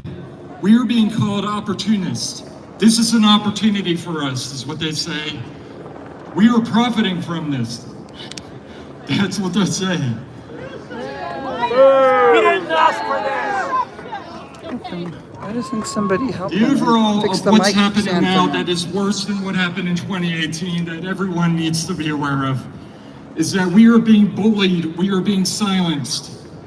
That is their agenda. They know that if we expose the truth, we expose their failure. And if we expose their failure, we will defeat them.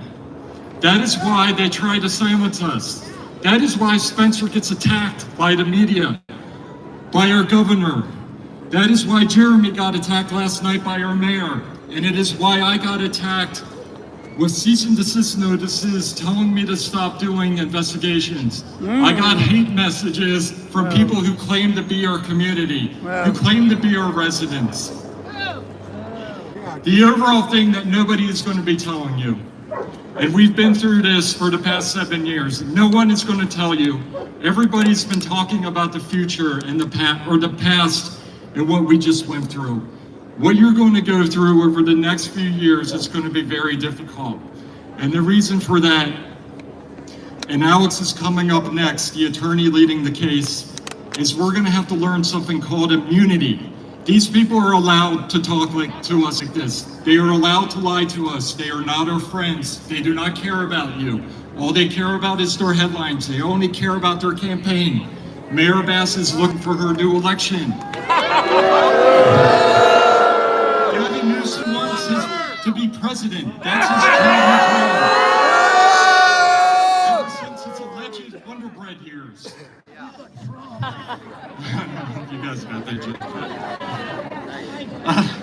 So the point that I'm trying to make is the only way that we're going to be able to hold them accountable is if we continue to expose the truth, because that is their weakness. And by immunity, what I want to tell you is for the past 7 years, and that is not an exaggeration, I saw my family suffer. We got signed off from the city of Malibu in 2022. They told us to come back. They said that they wanted to make changes. They made a mistake. They told us to come back twice. We spent over $100,000 extra just on their mistake. What you need to understand is they are immune. What that means, they can do that to you. They are not accountable. And if you want to understand what immunity without accountability looks like, go to 7010 Burview Avenue in Malibu, California. You can also look up the permitting process. We followed the rules for 7 years. We wanted to move on. I wanted to walk my child to the school. That is my agenda. When these people ask me, what is your agenda for fire rebuild? I am not making a cent. It is costing money. I am not selling t-shirts. I am not running for anything. I just want a community. I thought Pacific Palisades was a community that would be safe. Right next to an elementary school and a church. And they let that burn. And if we do not continue to expose their lies, they will let us burn again. They did it to us twice, and they will do it to us a third time. I know that. The only hope that we have right now is that we have Spencer Pratt, who's working endlessly because he loves his family and he loves his community. We have Jeremy. Jeremy continues to dedicate his time and effort. He is not profiting. Spencer is not an opportunist. We have Gabriel Mann. I don't know if you know who he is, but he's been covering this as well. Oh, yeah. And we have me. You guys don't know me, but I'm just trying so that we have a community to rebuild. And again, if you want to see what immunity without accountability looks like, head to the property 7010 Burview Avenue, Malibu, California, so you know everything I have said is true. 7 years, they will put you through hell. Everybody here has only talked about the past, what has happened. They have let us burn, they have betrayed us, they do not care about you. They smile in your face and they take your money. You cannot hold them accountable if you are paying extra on your rebuild. If you are paying extra for their mistakes, they are immune. They are not accountable unless we continue to expose the truth of what happened to us. And if you go through anything like my family did, I encourage you to share it. I will repost, I will publish it. I will continue to advocate for each of us so that they do not allow this to happen again. Stop paying taxes! The last thing before our attorney comes on stage, and I had talked to him before this, on the topic of immunity. There is a chance that our entire case can and will be dismissed. That is what they want. They want to permanently silence each of us.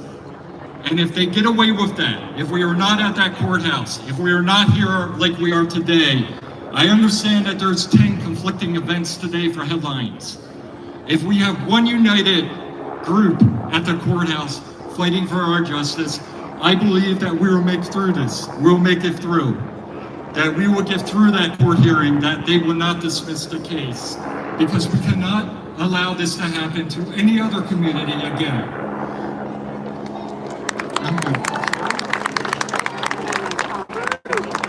Oh, I'm sorry. It's February 5th. Where?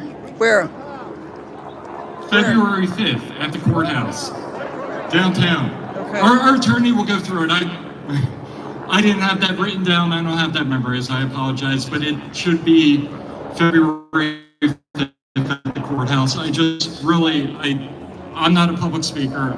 I'm not an expert at this. Again, thank you, and I've run over my time, so thank you again, Attorney.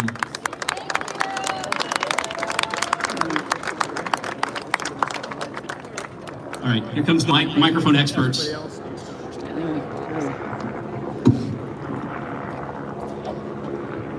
So, can you guys hear me okay? Yeah. All right. This is very productive, would you agree? Yeah.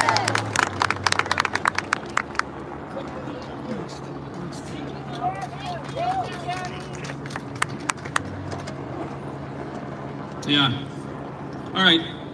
Alexander Robertson IV is the co-lead attorney in the Palisades fire litigation, and we're very appreciative for all of these people that are fighting for us. Generally speaking, I don't really like attorneys. I like this one.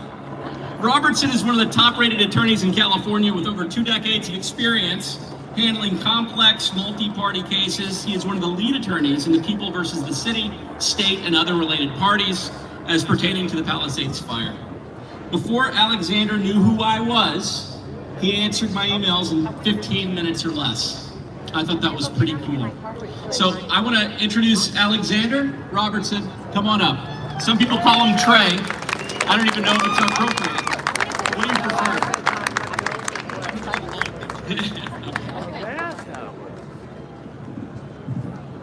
Thank you. Well, we get the microphone situated. How about a big shout out for Jeremy for organizing this?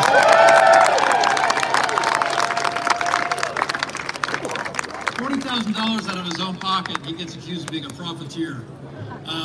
It's not fair, but thank you, Jeremy, for putting this together and organizing it. Hopefully there's some cathartic effect of having everybody gather here on this solemn day. I have the honor to serve as one of the co-lead attorneys leading the case on behalf of all the Palisades fire victims and survivors against the city of Los Angeles and the state of California. I'm here just to give you a little bit of insight into what's happening in that case. And Jeremy said this is about speaking the truth, so I'm going to give you some truth. Palisades fire, as we all know, was 100% preventable. Does anybody here believe that's not true? No. Your homes, your schools, your churches, your businesses did not have to burn. Make no mistake, there's a massive scandal and cover-up unfolding, as you've probably read in the media, almost on a daily basis. We get new information coming out. In the lawsuit, it's almost a year old, we still have not been able to start discovery, which is the legal process to take depositions, to compel documents to be produced from the city and the state. So everything that we do in our investigation is either through a Public Records Act request or through a whistleblower who comes forward and shares information with us. And there's a lot of those whistleblowers that have come forward that you're going to be reading about. The Topanga fire in 1993, Santa Ana wind conditions, creating flame lengths of over 200 feet high, and blue embers that spotted out ahead of the main fire 2 miles ahead. Does that sound familiar to anybody? Yep. The water storage tanks ran dry, leaving the fire hydrants dry. This is in 1993. That's called precedent. Okay, that's called precedent. This has happened before. Our elected officials have known it's happened before.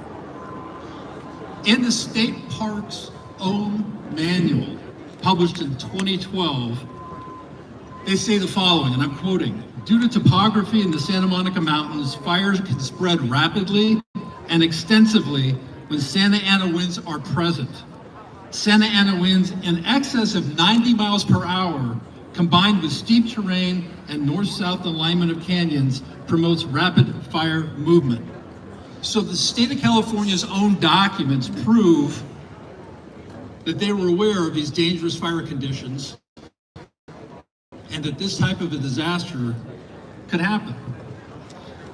As Michael's done an excellent job, and hopefully you've all read the research he's done, there were no hurricane-force winds on January 7th. That's right. That's right. Data from 34 weather stations located within 10 miles of the fire's origin show that during the first 6 hours, or the initial attack of the fire, the average maximum sustained wind speed was 16 miles per hour, and the average maximum wind gusts were only 24 miles per hour. Now I was here, I was on the fire line down on PCH, and when the sun went down, the wind did pick up. But during that crucial first 6 hours of the initial attack, we did not have hurricane-force winds. And you all know that. So why did the news report that? Why did local news report that there were hurricane? And why like that?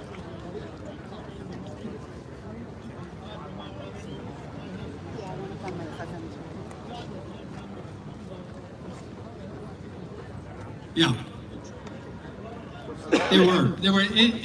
It did get strong. The truth is that state parks allowed the Lockman fire to smolder on state land for 6 days under red flag conditions, like a ticking time bomb waiting to explode when the predicted Santa Ana winds arrived on the morning of January 7th. Criminal negligence. We released drone video yesterday. Some of you may have seen in the media, they picked it up. A resident in the Palisades had the forethought to fly a drone after the firefighters had left, after they had done their mop-up, and they had declared the fire contained.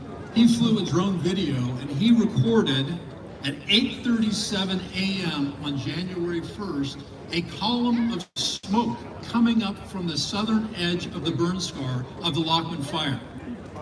It was visible from a quarter mile away. That's where he was flying his drone. Coincidentally, at that exact same time, a California state park supervising ranger, I took her deposition just about 2 weeks ago. She told us under oath, I was there at 8:30 in the morning. I drove my truck up to the Lockman burn scar. I hiked up to the ridge and I took a bunch of photos. And I said, did you see the ground smoldering? Yeah, I saw the ground smoldering. Well, what did you do about it? I took a picture of it. I said, did you tell anybody? Did you radio dispatch? Did you tell the firefighters they needed to come back because the fire wasn't out? No. Why not? I'm not a firefighter. Oh, wow. Oh my God. This is a state park employee, a sworn state peace officer, the supervisor for this region, this park. And she saw the ground smoldering after the firefighters had left. And it wasn't her job.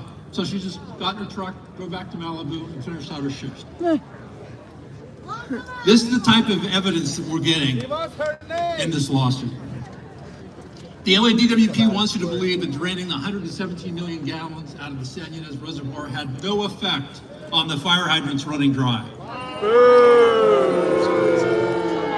Step down. The truth is, we've got documents that go back to when they designed that system, and the system counted on that reservoir being full to balance the system in the pipeline.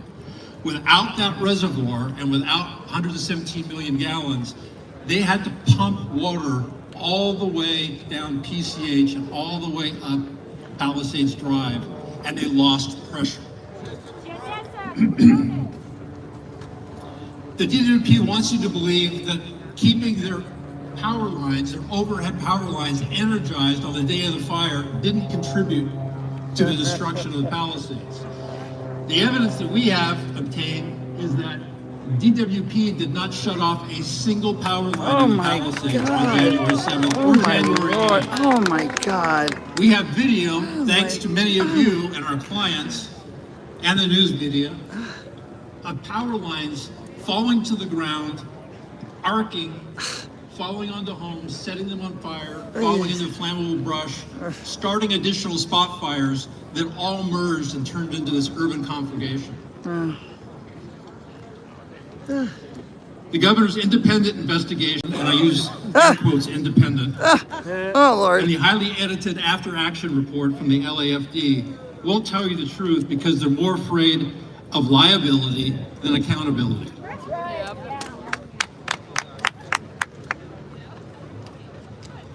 We also discovered, we got a court order, we convinced the judge. She said, I'm not going to lift the discovery stay until after the February 5th ruling on the motions to dismiss your case. We went in and we said, you've got to let us take the depositions of the state park employees and the firefighters that were there on January 1st. And we won. Wow. Very good. Very good. Yes. And we also convinced the judge to issue an order ordering the state parks to turn over certain documents to us. And what we found was shocking. Tell us. What we discovered is what I like to call the plants over people policy. Yeah. Yeah. This policy has been kept secret from all of you Uh, and has literally created a ticking time bomb. They have what they call a fire manual that they bring to every wildfire in Topanga State Park and any state park property here in Southern California. And in that notebook, they have things called avoidance maps. And the avoidance maps tell the firefighters the areas they're not allowed to bring a bulldozer to cut a containment line, and where firefighters are not allowed to use hand tools to cut containment lines because of a plant called the milk veg plant. the nuts. Fire them all. Plants over people. We obtained text messages Idiots. between a state park environmental scientist Yeah, right. and a captain at the LAFD after midnight on January 1st when the Lockman fire was burning. And the state park environmental scientist texted the fire captain and said, you're not going to send any of your bulldozers up here, are you? And later that morning he responded back and he said, heck no, that area is full of endangered plants. I'd be an idiot. I'm very well trained. Oh God. Seriously. This is an unspoken, unpublicized, secret policy for years between state parks and the LAFD that in Topanga State Park, it's hands off, they don't bring bulldozers to cut a containment line, and they limit what firefighters can do during the mop-up, all for the sake of a plant that, by the way, got nuked anyway on January 7th. Yeah.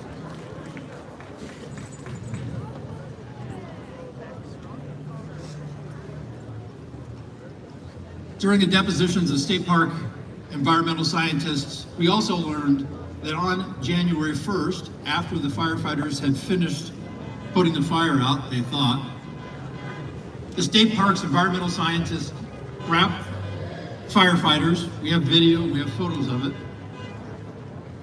and said, hey, will you take some of that brush that you just cut from the containment line and drag it back over and cover up the containment line. And I said, why would you want the firefighters to undo the work they just did? They just cut a containment line to make sure that the embers and the heat doesn't spread. And he said, well, we're concerned about hikers coming in and we don't want them to hike down these trails. And so we want the firefighters to cover up the containment lines and put flammable fuel back on a containment line. Yeah, that's really awful. Oh my God. That is so bad. I'm only jumping in for one reason. I just want you guys to know what's going on. You saw a lot of flags. Yeah. Those are students from Pali High that are running by. Thank you so much, guys.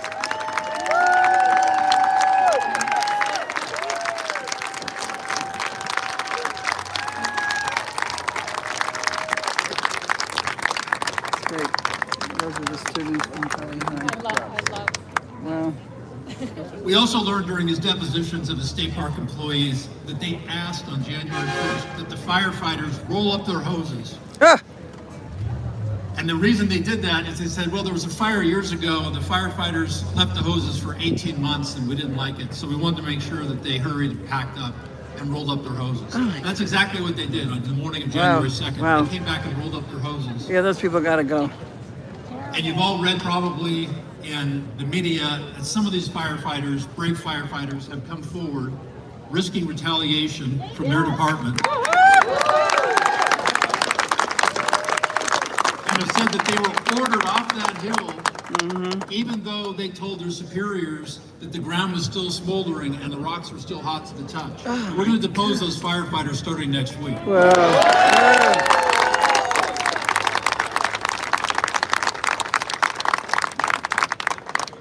We want the truth to come out, and the best disinfectant is sunshine, and we're putting on a lot of sunshine, folks. Let me tell you about the case against the state. The case against the state of California is based on something called dangerous condition of public property. And that theory defeats governmental immunity. We're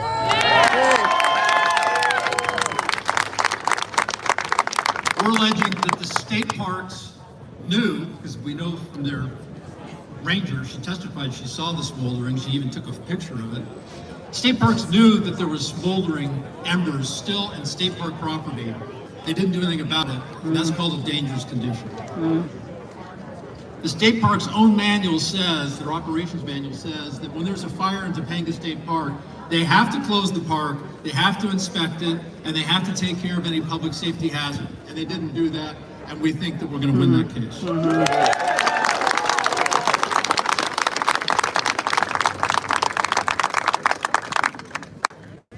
The case against the city of Los Angeles, the LADWP, is about draining the reservoir. We talked about that. The reservoir was necessary to balance the system so that the fire hydrants didn't run dry. We've also alleged they failed to turn off the power on these power lines overhead.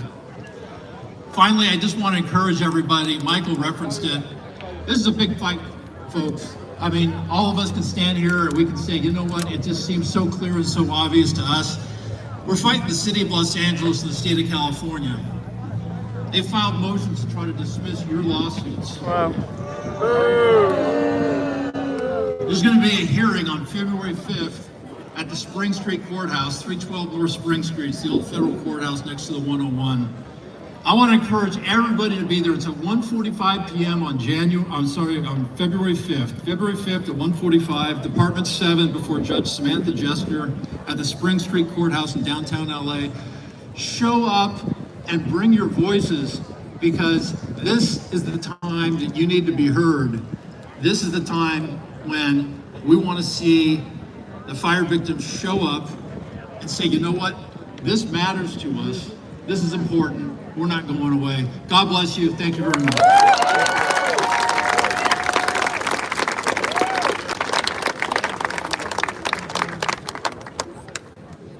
I am 5'6". I mean,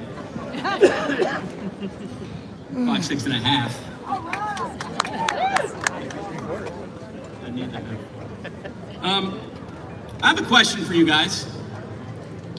Where are all the celebrities? Aren't we known as a town filled with a bunch of people that are known? Yeah, that's right. It's been really disappointing. They don't matter. Really disappointing. Treat them like they don't matter. I haven't seen an honorary mayor come around either. Yeah, really. Look, honestly, let's put it this way. When times are good and you look around and see who's there with you. And when times are bad, look around again and see who's still there. Those are the people that matter.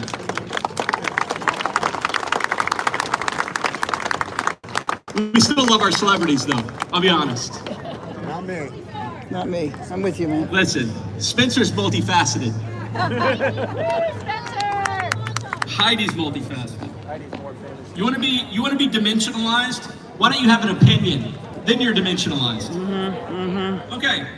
Next up, John Brown. He's a Palisades resident, and he lived in the Palisades Bowl Mobile Estates. And let me tell you something, they've had a particularly difficult time.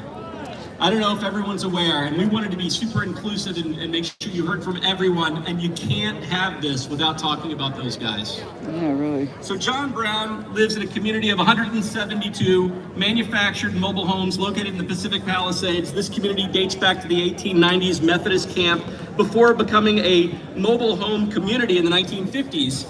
These homes were destroyed, all of them, in the fire. This community of affordable housing, by the way, has felt no love from the city, state, or those who they're going to want to the build like importance 5 stories up affordable housing. and call it. Go Yeah, figure. yeah. Go ahead. Go Again, ahead. our leaders are having a big issue with the No, you have to really part. fight this. Yeah. They'll say a lot. But let's see what they do. John, thank you so much for joining us today.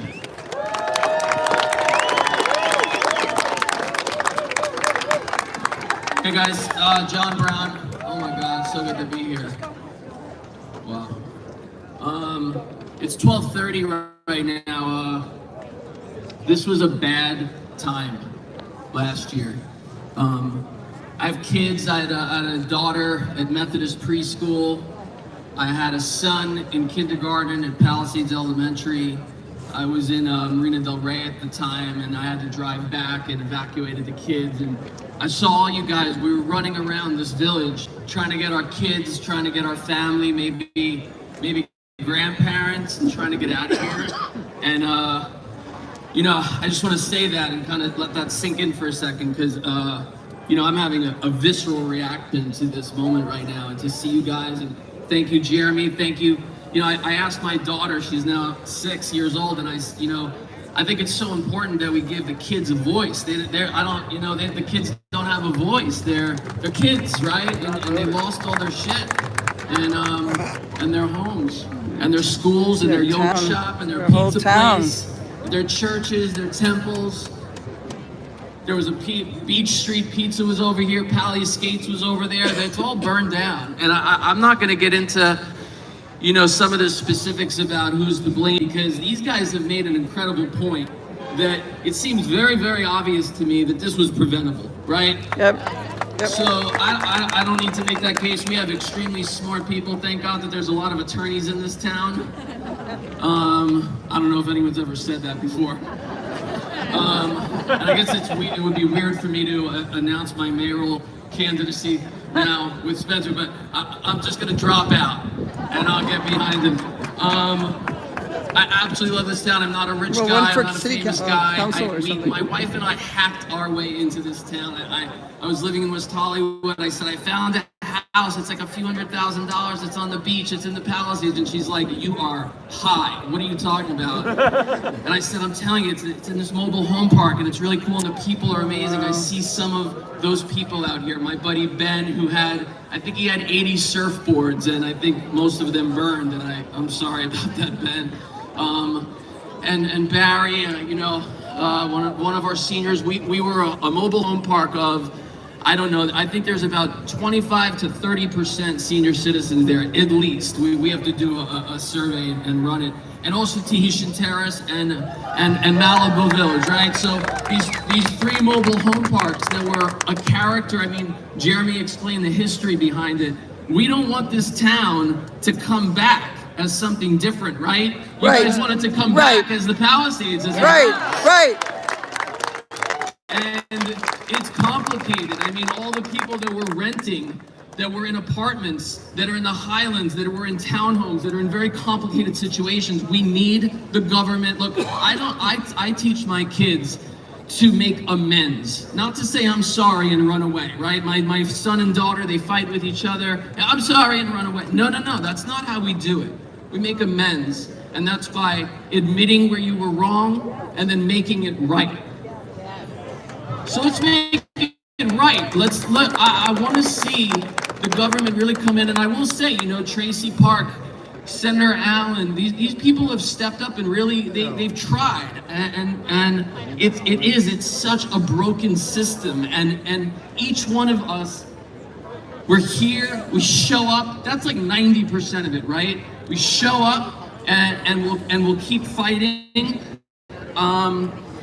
That mobile home park, you know, there's owners of the park, and then we rent the land, right? And we own our homes that are on it.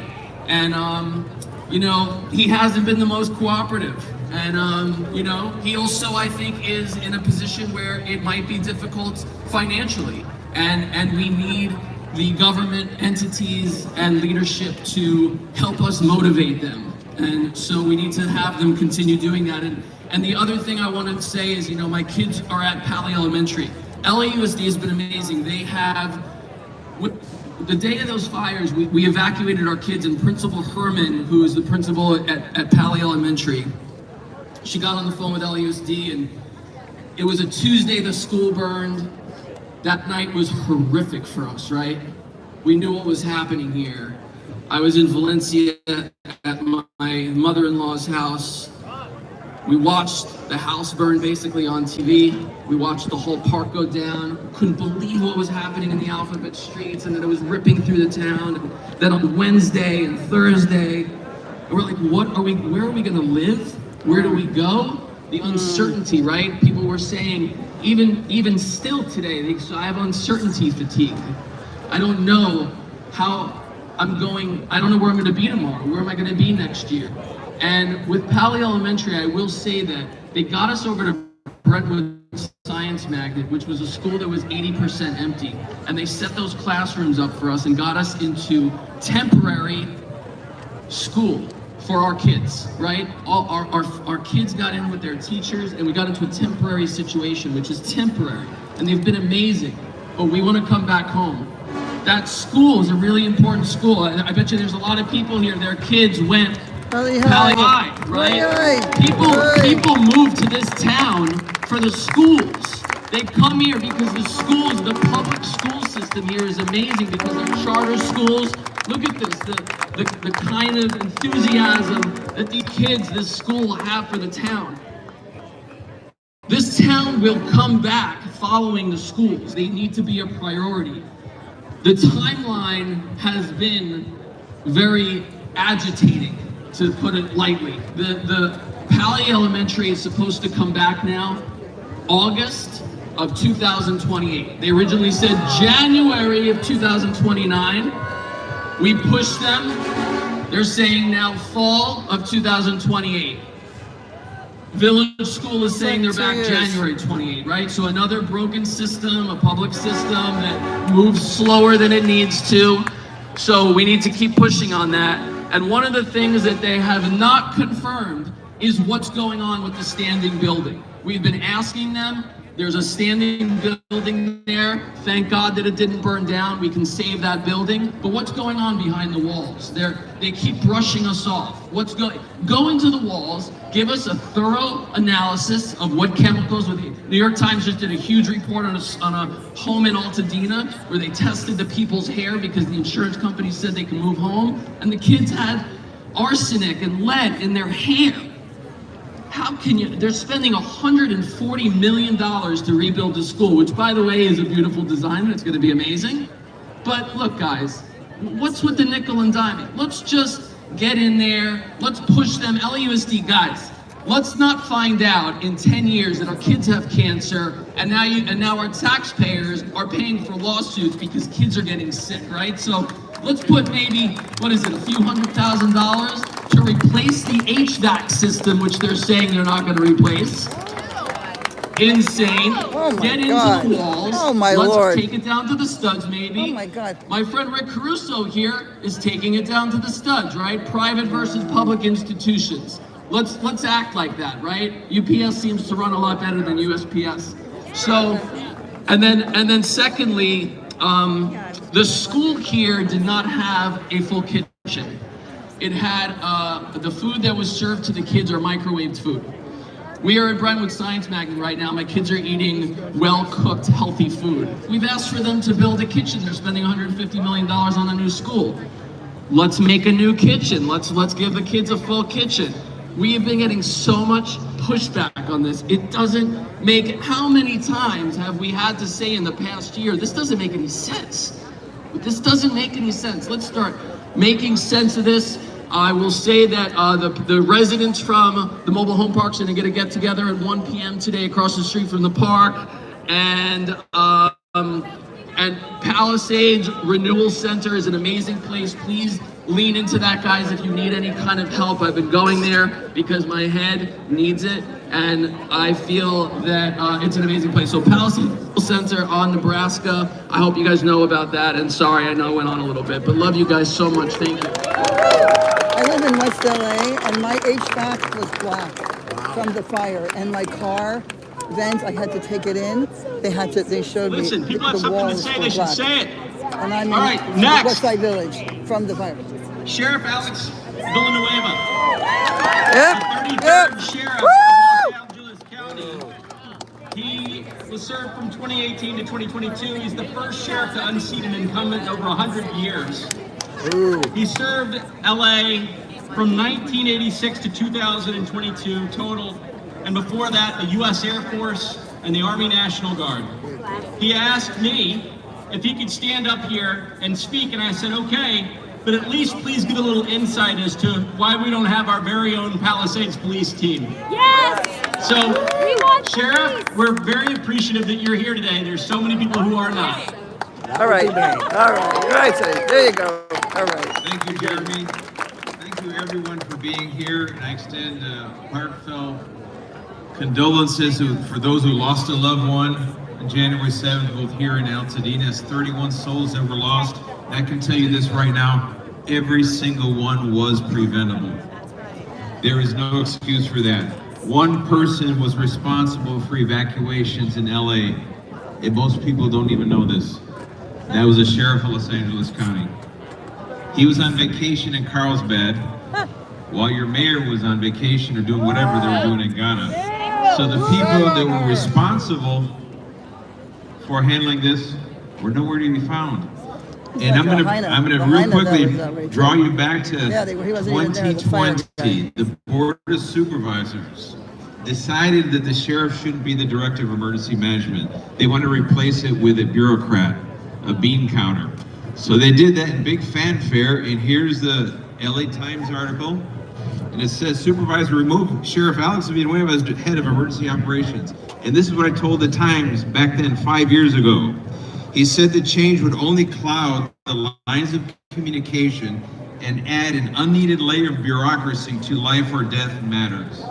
Oh my God, does that mean something today? Yep. Now you know why when those fires came around in January, no one was talking to anybody, no one was in charge, everyone's pointing fingers, no evacuation plans, no pre-positioning of assets, hydrants are dry, and the important thing that didn't happen, you had 5 days notice from the National Weather Service. Yes. That's 5 days that the sheriff Pre-position the fire trucks. Police, LA County Fire, LA City Fire, US Forest Fire. Hey folks, we got some really bad stuff coming here. We got 2 years of record rain, 8 months of record drought, and a bunch of wind. Gee, what could go wrong with that combination, right? That meeting never happened. That meeting's supposed to identify, oh wait a minute, there's still a fire burning. Maybe we should put it out. Maybe we should have plans ready for the people who cannot leave their homes that are homebound. All these things did not happen. So who had to figure it out on their own? Deputies on the ground, LAPD officers on the ground, CHP that was not there to get the traffic running so people get out of harm's way here in the Palisades. This should not happen again, so, excuse me, I make it real simple for you folks. Leadership failed. You gotta hold leadership accountable. Mayor Bass needs to feel the sting of not having the job of mayor. Oh yeah. Lindsay Horvath needs to feel the sting of not being supervisor. Yes. Failed you as well. Oh yeah. Governor Newsom needs to feel the sting of not being elected official. Only when you get these people removed from office, you'll have the undivided attention of the people that replace them. Until that happens, we're wasting our time, folks. So go about, we'll do everything we can to get you back on your feet, rebuild, do everything you can, but at the same time, spare some time to make sure that one of these fools does not get reelected again. That's right. I'll leave you with that. Thank you all. God bless you all.